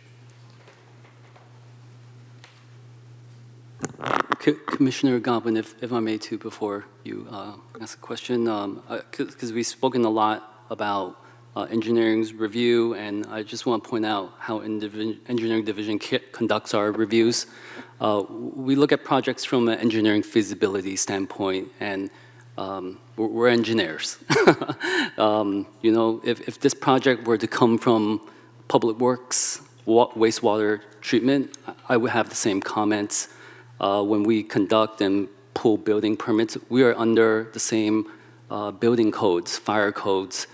So this is purely an engineering comment. And if Sam had seen the traffic analysis from our consultant, I don't know what his response would be, but that's the first time I saw it, and I'm seeing a stop sign that's being proposed for angle parking.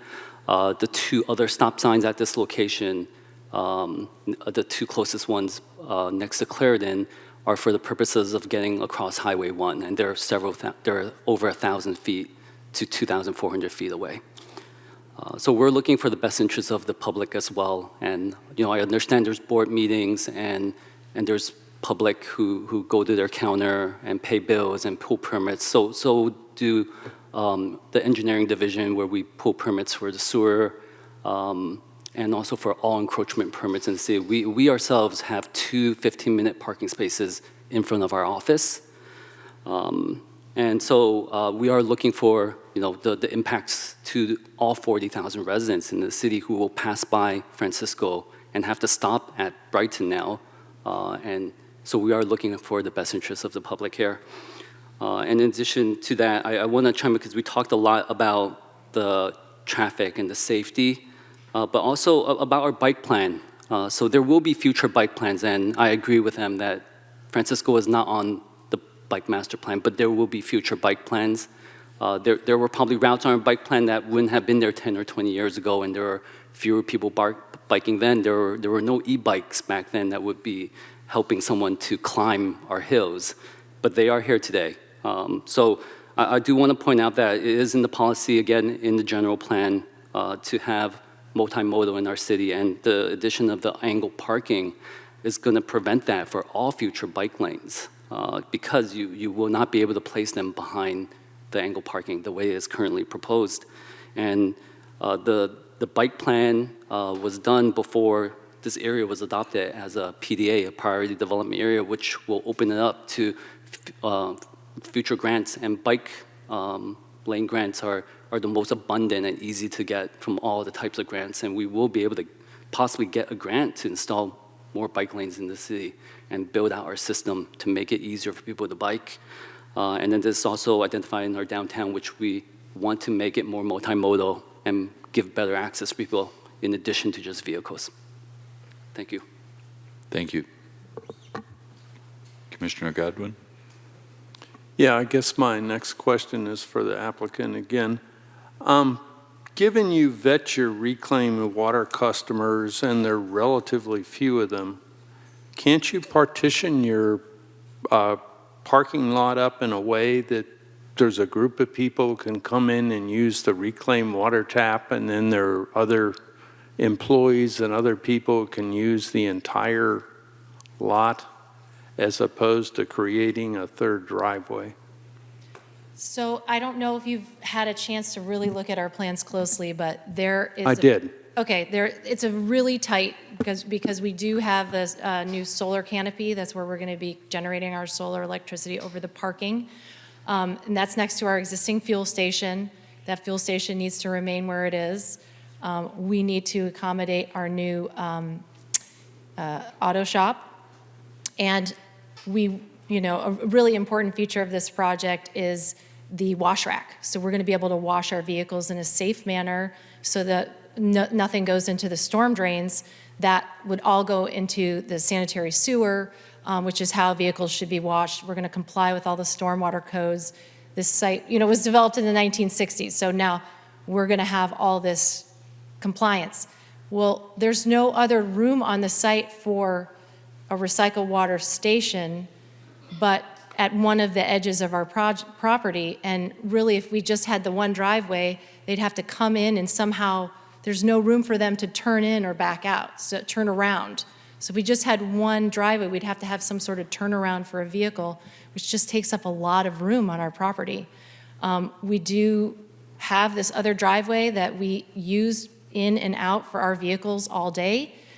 We don't think it's a great idea to have a recycled water customer to come in our recycled water driveway and exit out our other driveway.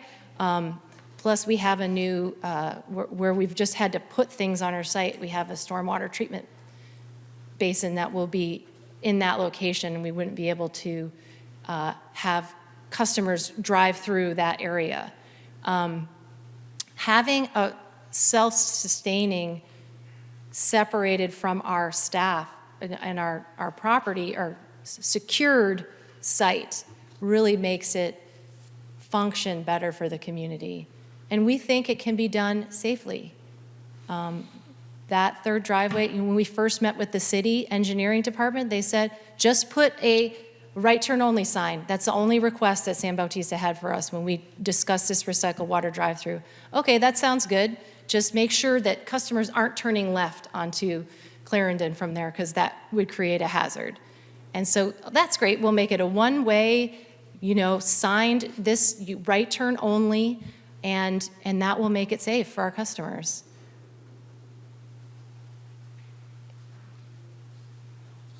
Yeah. If I may, through the chair, respond also. Please. Corporation Yard, thank you. The Corporation Yard of the Water District, as has been mentioned, is an emergency operations center, and there are emergency vehicles that come out of there, responding to drinking water leaks numerous times, a monthly basis, weekly basis. So how it's designed in there has to be very carefully designed, and that's what we've done. So moving things around is very difficult for us to do. Emergency vehicles are coming out of there. And just real briefly on the parking situation, I wish I could take us all out to the site right now. I could show you what happens where the parking ends up on right in front of homes because of people that come to conduct this business at the water district. And there is a parking problem there. I've been on the board for since 2004. I live nearby. There's a parking issue there. All we got to do is go look at it. I could show you. So, but thank you.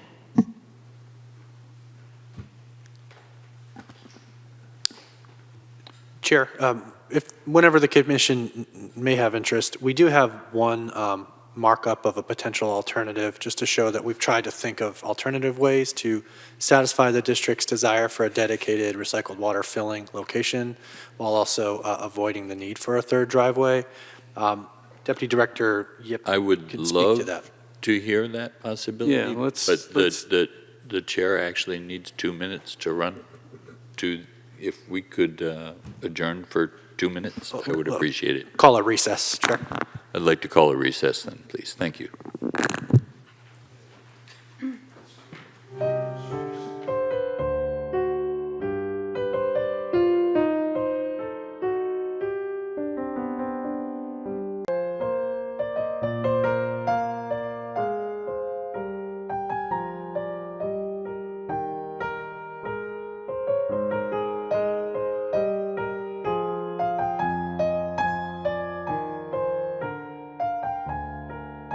We're ready to start again. At this time, I'd like to hear from staff. They suggested they had some potential alternatives. Thank you, Chair. We'll just take a moment to bring up a visual.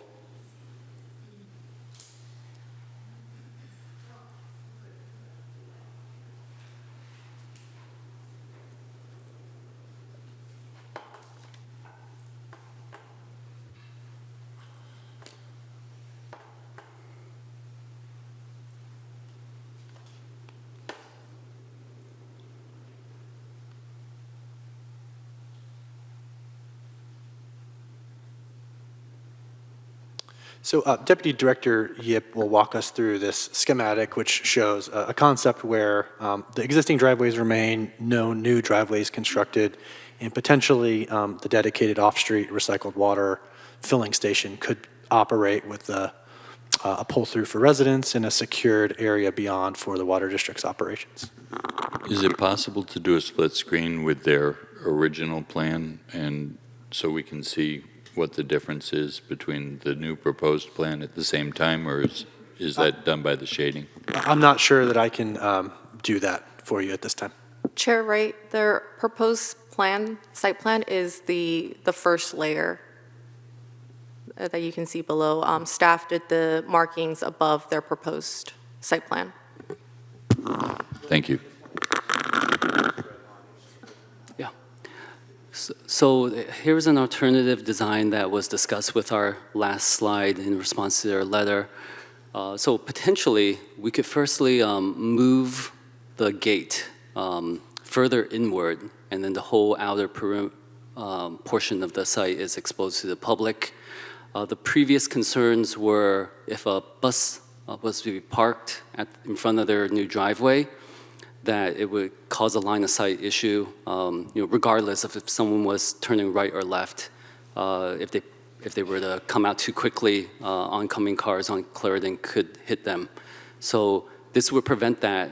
Vehicles can only turn right at the latter part of the site and make a right turn, and then when they exit, they will be behind the bus stop. So this alternative will not be dependent on the bus stop relocation and any Caltrans approval. The bus stop can remain where it is, and it seems like it's feasible. I believe Adrian Carr commented a little bit about the stormwater and whether or not it could be on site. I believe it can still work, that we can still have stormwater treatment and meet C3 requirements. And as Deputy Director Yip mentioned, the initial analysis here was assuming the bus stop remained. With the information we've gleaned from Samtrans yesterday that they are open to relocating the bus stop, we could actually, with this alternative proposal, yield an increase of 3 on-street parking spaces by removal of the bus stop, which would be 2. spaces and removal of the proposed third driveway being a third space. With those modifications, we could achieve the number of on-street parking spaces that the district's seeking to increase with the angle parking without introducing those safety concerns that the staff's identified on Francisco from the angle parking. And has the applicant had a chance to review this plan? And is Chair Wright, excuse me. Chair Wright, so this was done by staff in response to their letter that was sent today. We sent a letter also on May 15th with the same comments. Just so you guys know, we did say that the importance of this driveway on our comment letter that we submitted on May 15th, and we haven't received any response from the city since that date either. But this is a new plan. I know that our trash enclosure's right there. We do have to have access for a trash truck. That's one of the biggest things that we need to accommodate in this area. And so that was one thing that my architects, just upon seeing this plan, they've been working on this for a long time. If the direction of traffic were to be this way, if we had our third driveway, the car could go in that middle driveway and circulate this way and turn right only out of the driveway. So if it just goes in the new curb cut, that would still also achieve the same thing. We wouldn't have the blockage by the bus. So if the red arrow was in the middle curb cut, it would achieve the same thing and also separate out that recycled water drive-through as a single feature in our project. Yeah, and in addition, there's a real desire from the district to separate district vehicles going through their gate and vehicles serving the recycled water. They want to separate those two functions.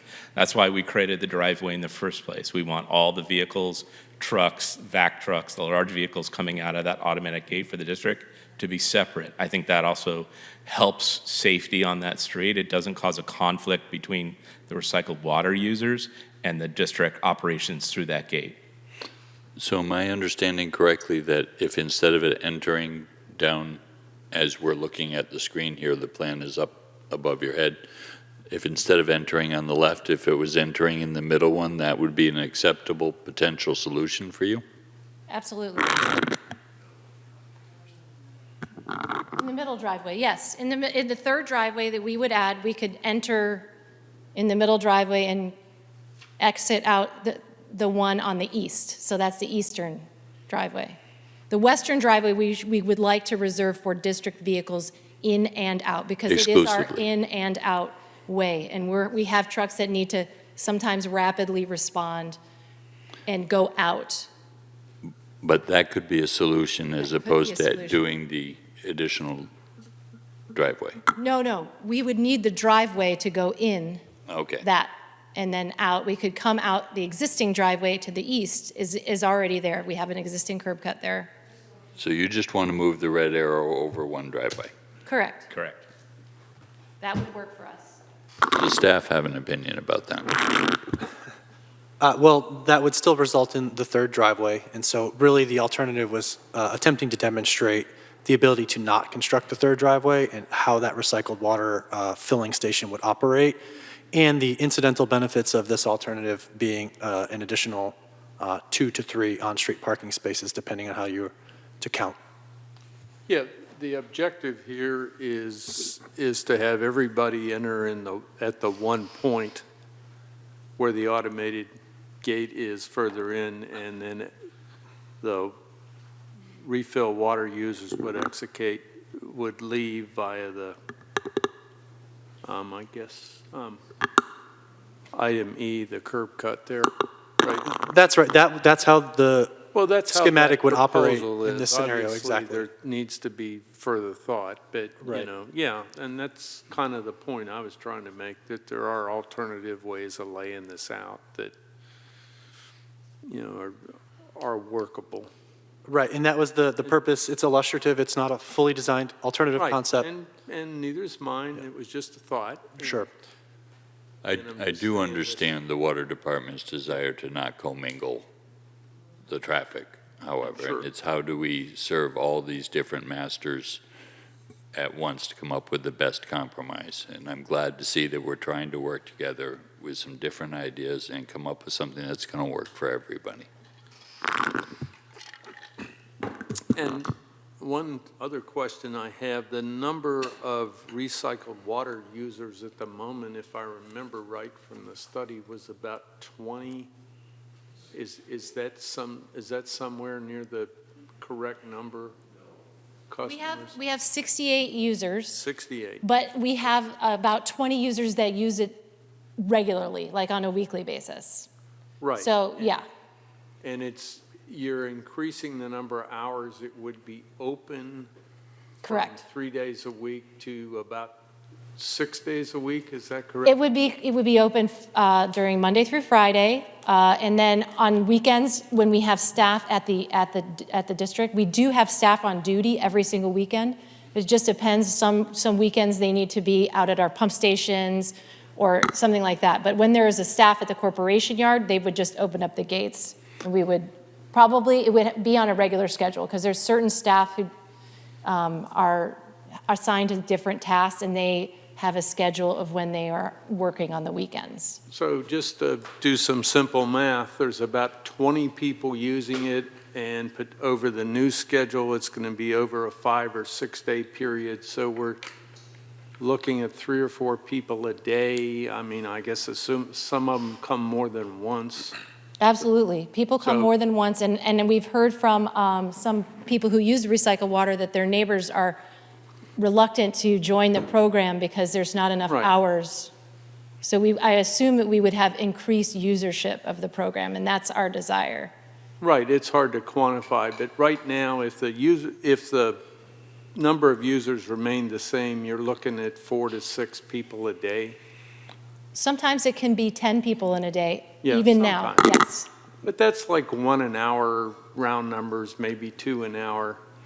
So there's not that much conflict there if you shared a common entrance, if that was a choice. It'd be a minute or 2 once in a while. What's the total number of hours increased by?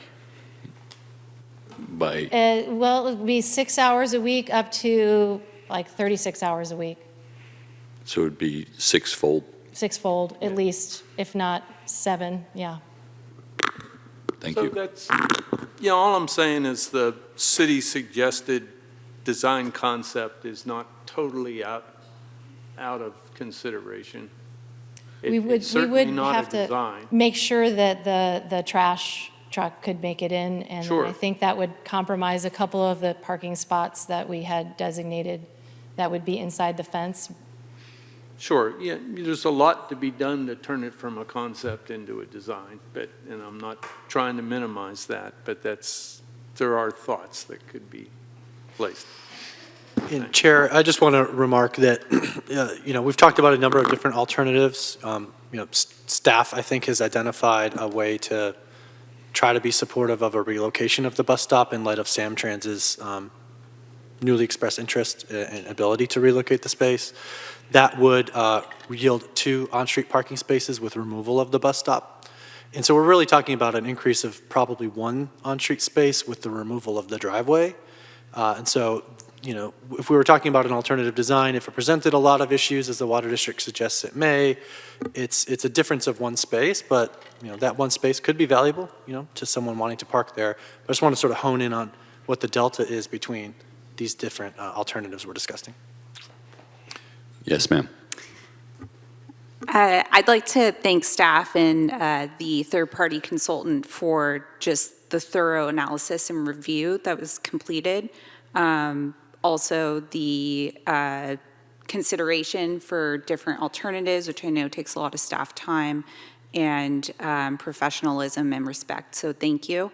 I am in support of the application in front of us with the addition of staff's conditions of approval that have been thoroughly discussed, reviewing all of the the staff report, the plans, the both traffic analyses. I do understand the city's concerns, and I agree with them. I also participated in the local road safety plan that the city has been conducting for the past 6 months. I was a stakeholder for the Planning Commission with the traffic consultant who also provided the third-party review for this project.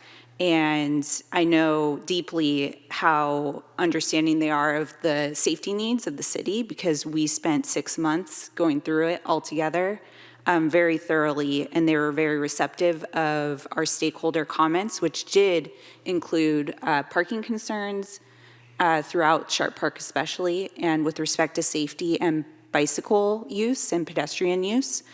I also am very passionate about the bike plan that we developed in the Sharp Park specific plan, which also took a couple months of our summer altogether, which also has bike improvements that are more current than what's presented in the bicycle and pedestrian plan, not conflicting, if anything, enhancing the bike and pedestrian improvements at this intersection, which is a heavily used intersection. And it's tight. There's not a lot of room there. So I am ready to make a motion if the chair, or whenever the chair is ready to hear one. I still have a few questions of my own. But, Thank you. Do you have any other further questions? No questions. A quick question for legal. If she's ready with the motion, do I need to entertain the motion, or am I able to continue deliberations and then take motions? Chair, you may continue as you're chairing the meeting. It's at your discretion. Just want to make sure I'm not stepping on any toes. I have a quick question, few questions for the applicant in regards to timing of when this project is done. Is your contractor present? We do not have a contractor. We have not put this project out to bid due to the fact we do not have permits. Okay, and where are you in, are you going to be upgrading your PG&E? Where are you in that process? They showed up in April and asked us to do the inspection. So we had expected, when we originally submitted our plans in March 2022, that we would be breaking ground in November 2022. So we're ready to take the project out to bid as soon as we get our permits. Yeah, it's just then the PG&E thing. I have 4 projects in the city I've been working with. They're ready. We got them on speed dial. They got the transformer. We know where it is. We have a lot of projects too. How long does it typically take once you put something out to bid before you select a contractor? We usually open our bid period for about 1 month, 3 weeks to 1 month. So it'd be 3 weeks till you select them? potentially, when we have all the documents ready to put out to bid, we're pending our, not just our planning permits, we would also have to submit to the building department and get building permits. And how long do you expect that period to be? Well, we've been told by the building department that it's 2 to 3 weeks for their first review. We have met with the building department as well. We met with them at first in 2021 as well. So we have talked about our project with the building department. Okay, so you'd be ready to break ground in about 6 weeks is what I'm hearing you say. If we got our permits tonight, I would say we would probably be ready in late August or early September to break ground. I don't know when the notice to proceed would be. Maybe that would be notice to proceed, and then breaking ground would be after that. Okay. I think that's about it that I have for questions on that. I'm a little bit, I think the PG&E time is a little bit optimistic. But well, our transformer doesn't have to be done at the first stage of the project. So our project schedule, when we had done our new project schedule in December, we had our project breaking ground April, PG&E was the transformer was going to be installed in September. They had shown up because that was the time when they were going to evaluate the project, and that was our schedule. So I don't think that the transformer work occurs right at the beginning of the project. It's about 5 or 6 months in. Okay, so potentially the parking spot, you would have about 6 months for that mobile home to figure out some kind of relocation for that before it absolutely had to move. Is that correct? I do not know that answer. I think that there will be, actually, we're having our storage of the materials that are going to be broken down from the building is going to be right in that area adjacent. On the street? No, it's not on the street, but in the area adjacent. So there will be heavy construction. I don't know if I would want to live next to a heavy construction site. So it might be more kind to relocate an occupant prior to the start of construction. Okay, and I understand you've been collaborating somehow to try to figure out a solution Yes. to that problem. What period of time do you think that's needed for that? I think that what the city and the district have talked about, could probably happen soon. I think that's a question more for the city, since the city has jurisdiction over this item. Okay, thank you. Staff, response to any of those questions? Chair, I just want to indicate that there are 2 conditions of approval that we would like to read modifications into the record and suggest be part of any motion to approve the project, if that's where the commission's going. And we have a 3rd condition that we would suggest modifying, depending on where the commission's at with respect to the 3rd driveway on Clarendon. It relates to condition number 24. Are we able to break this down into the project minus the conditions and then vote on the conditions individually, or does it have to be done all at once to see if there's enough support for each of them before we make a final thing? Or does it got to be an all and nothing kind of thing?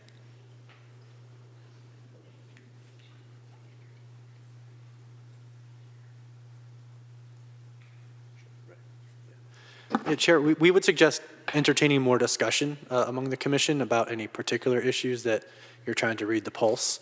We don't think it's possible to split the project as proposed, quote unquote, from the conditions. As we've analyzed the project, the findings that we've prepared to support the various permit approvals are incumbent upon the conditions as they've been presented or as we propose to modify them. So it's difficult to disentangle them from a complete analysis. Okay, so if you could then inform us as to what your new conditions of approval might entail. Sure. So we would suggest that any motion to move forward to approve the project would modify condition number 21 to read, prior to final inspection, applicant shall grind and overlay existing asphalt with minimum 2-inch AC to the limits of all utility connections or to street center line, whichever is greater, across entire property frontage along Francisco Boulevard, Clarendon Road, and Brighton Road. All pavement markings and markers shall be replaced in kind by applicant.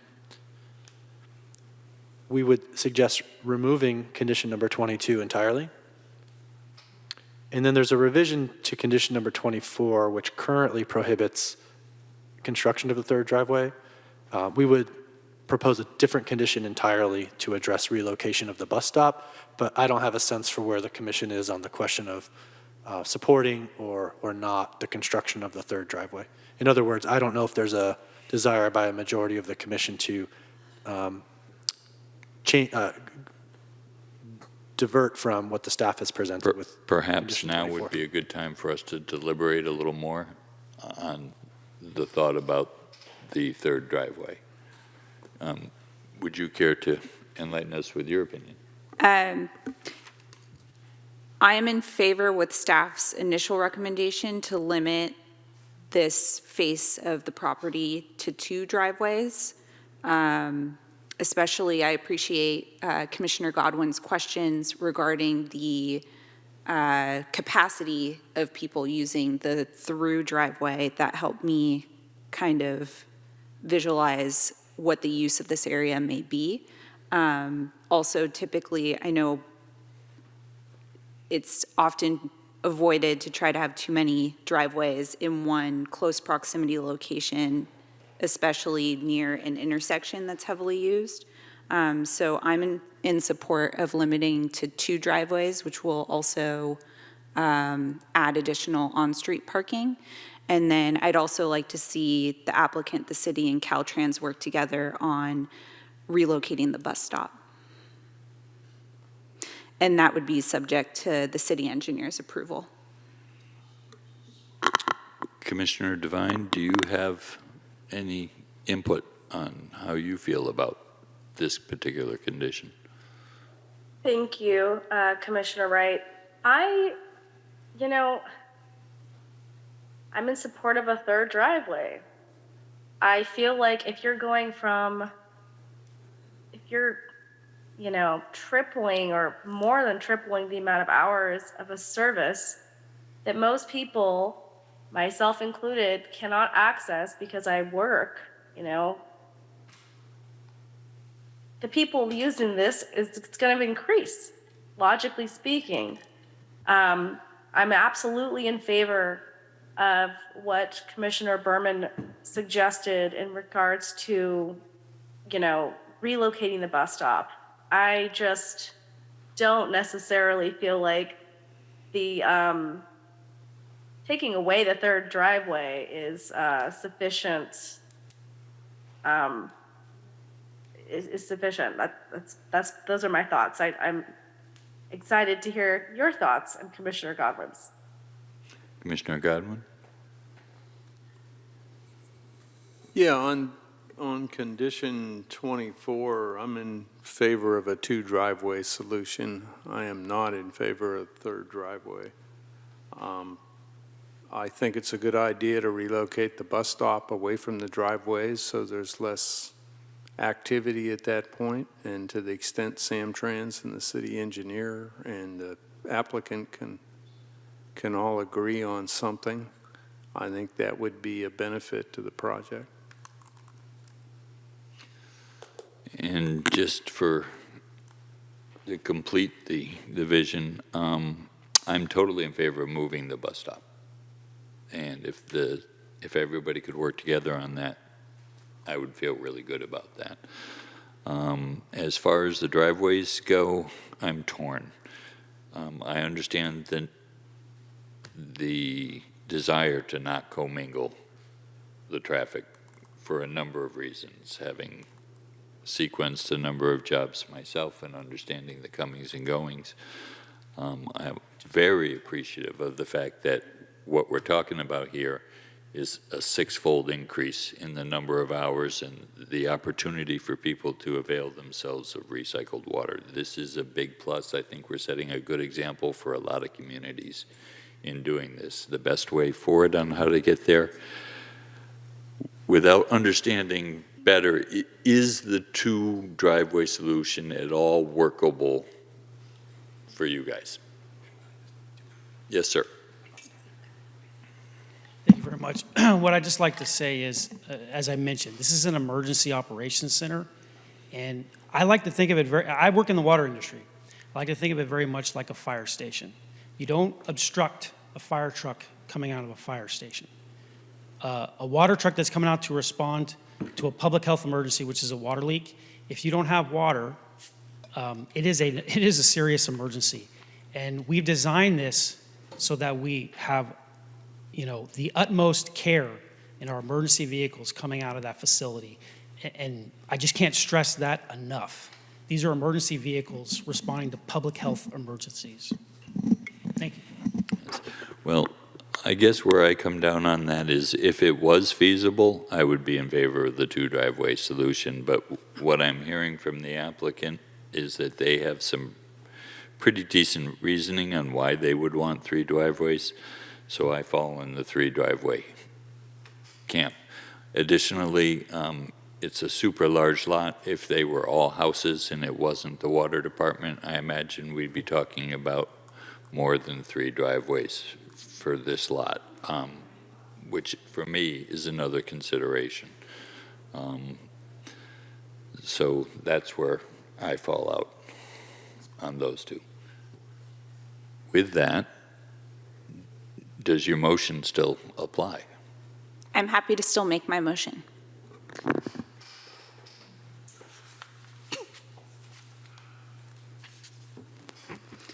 I move that the Planning Commission finds the project is exempt from the California Environmental Quality Act, approves site development permit PSD 85722, coastal development permit CDP 43522, use permit UP 13022, and parking exception PE 19422 by adopting the attached resolution, including conditions of approval in Exhibit A, with an addition or modification rather to Condition 21 and removal of Condition 22, and in, I believe, Condition 24 discussing, or rather the applicant, city, and Caltrans working together to find alternatives to relocating the bus stop,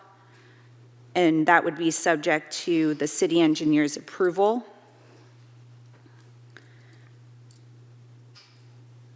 And incorporate all maps and testimony into the record by reference. Chair, I'd like to ask if the maker of the motion would be willing to slightly revise the motion. Sure. So our suggestion, if the motion is to keep condition number 24 as it is with respect to prohibiting the third driveway, we would suggest creating a new condition of approval that would go at the end to address the relocation of the bus stop. Yes. And we have some language to suggest, take it or leave it or modify. We would suggest applicant shall coordinate with Samtrans to temporarily relocate the Clarendon Road bus stop prior to commencement of construction. Permanent relocation of the bus stop after completion of construction shall be subject to written approval of the city engineer, including review of the proposed new bus stop location and design, and any necessary approval by other agencies, including but not limited to Caltrans.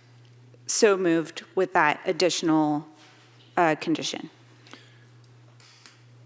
Can I ask 2 clarifications? So your motion does not include the third driveway and does not include diagonal parking, is that correct? My motion does not include the third driveway and does not include the diagonal parking, because the diagonal parking relates to conditions of approval 12 and 13, and those are still in my motion. Thank you. Is there a second? I'll second it. We have a motion and a second. Can we have a vote, please? Commissioner Berman, Yes. Commissioner Devine, Yes. Commissioner Godwin, Yes. Commissioner Wright. No. That motion passes 3 votes in favor, 1 opposed.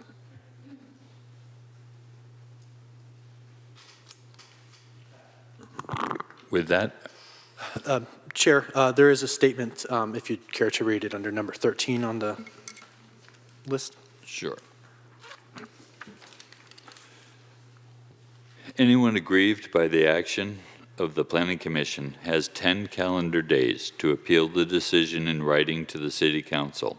If any of the above actions are challenged in court, issues which may be raised are limited to those at the public hearing or in written correspondence delivered to the city at or prior to the public hearing.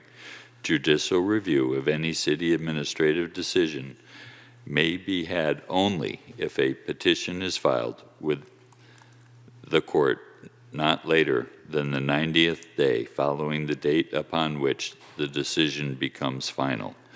Judicial review of environmental determinations may be subject to a shorter time period for litigation, in certain cases 30 days following the date of final decision. With that, do I have a motion for adjournment? I move we're ready to adjourn. Do I have a second? Second. A motion and a second. Commissioner Berman, Yes. Commissioner Devine, Yes. Commissioner Godwin, Yes. Commissioner Wright. Yes. That motion passes unanimously.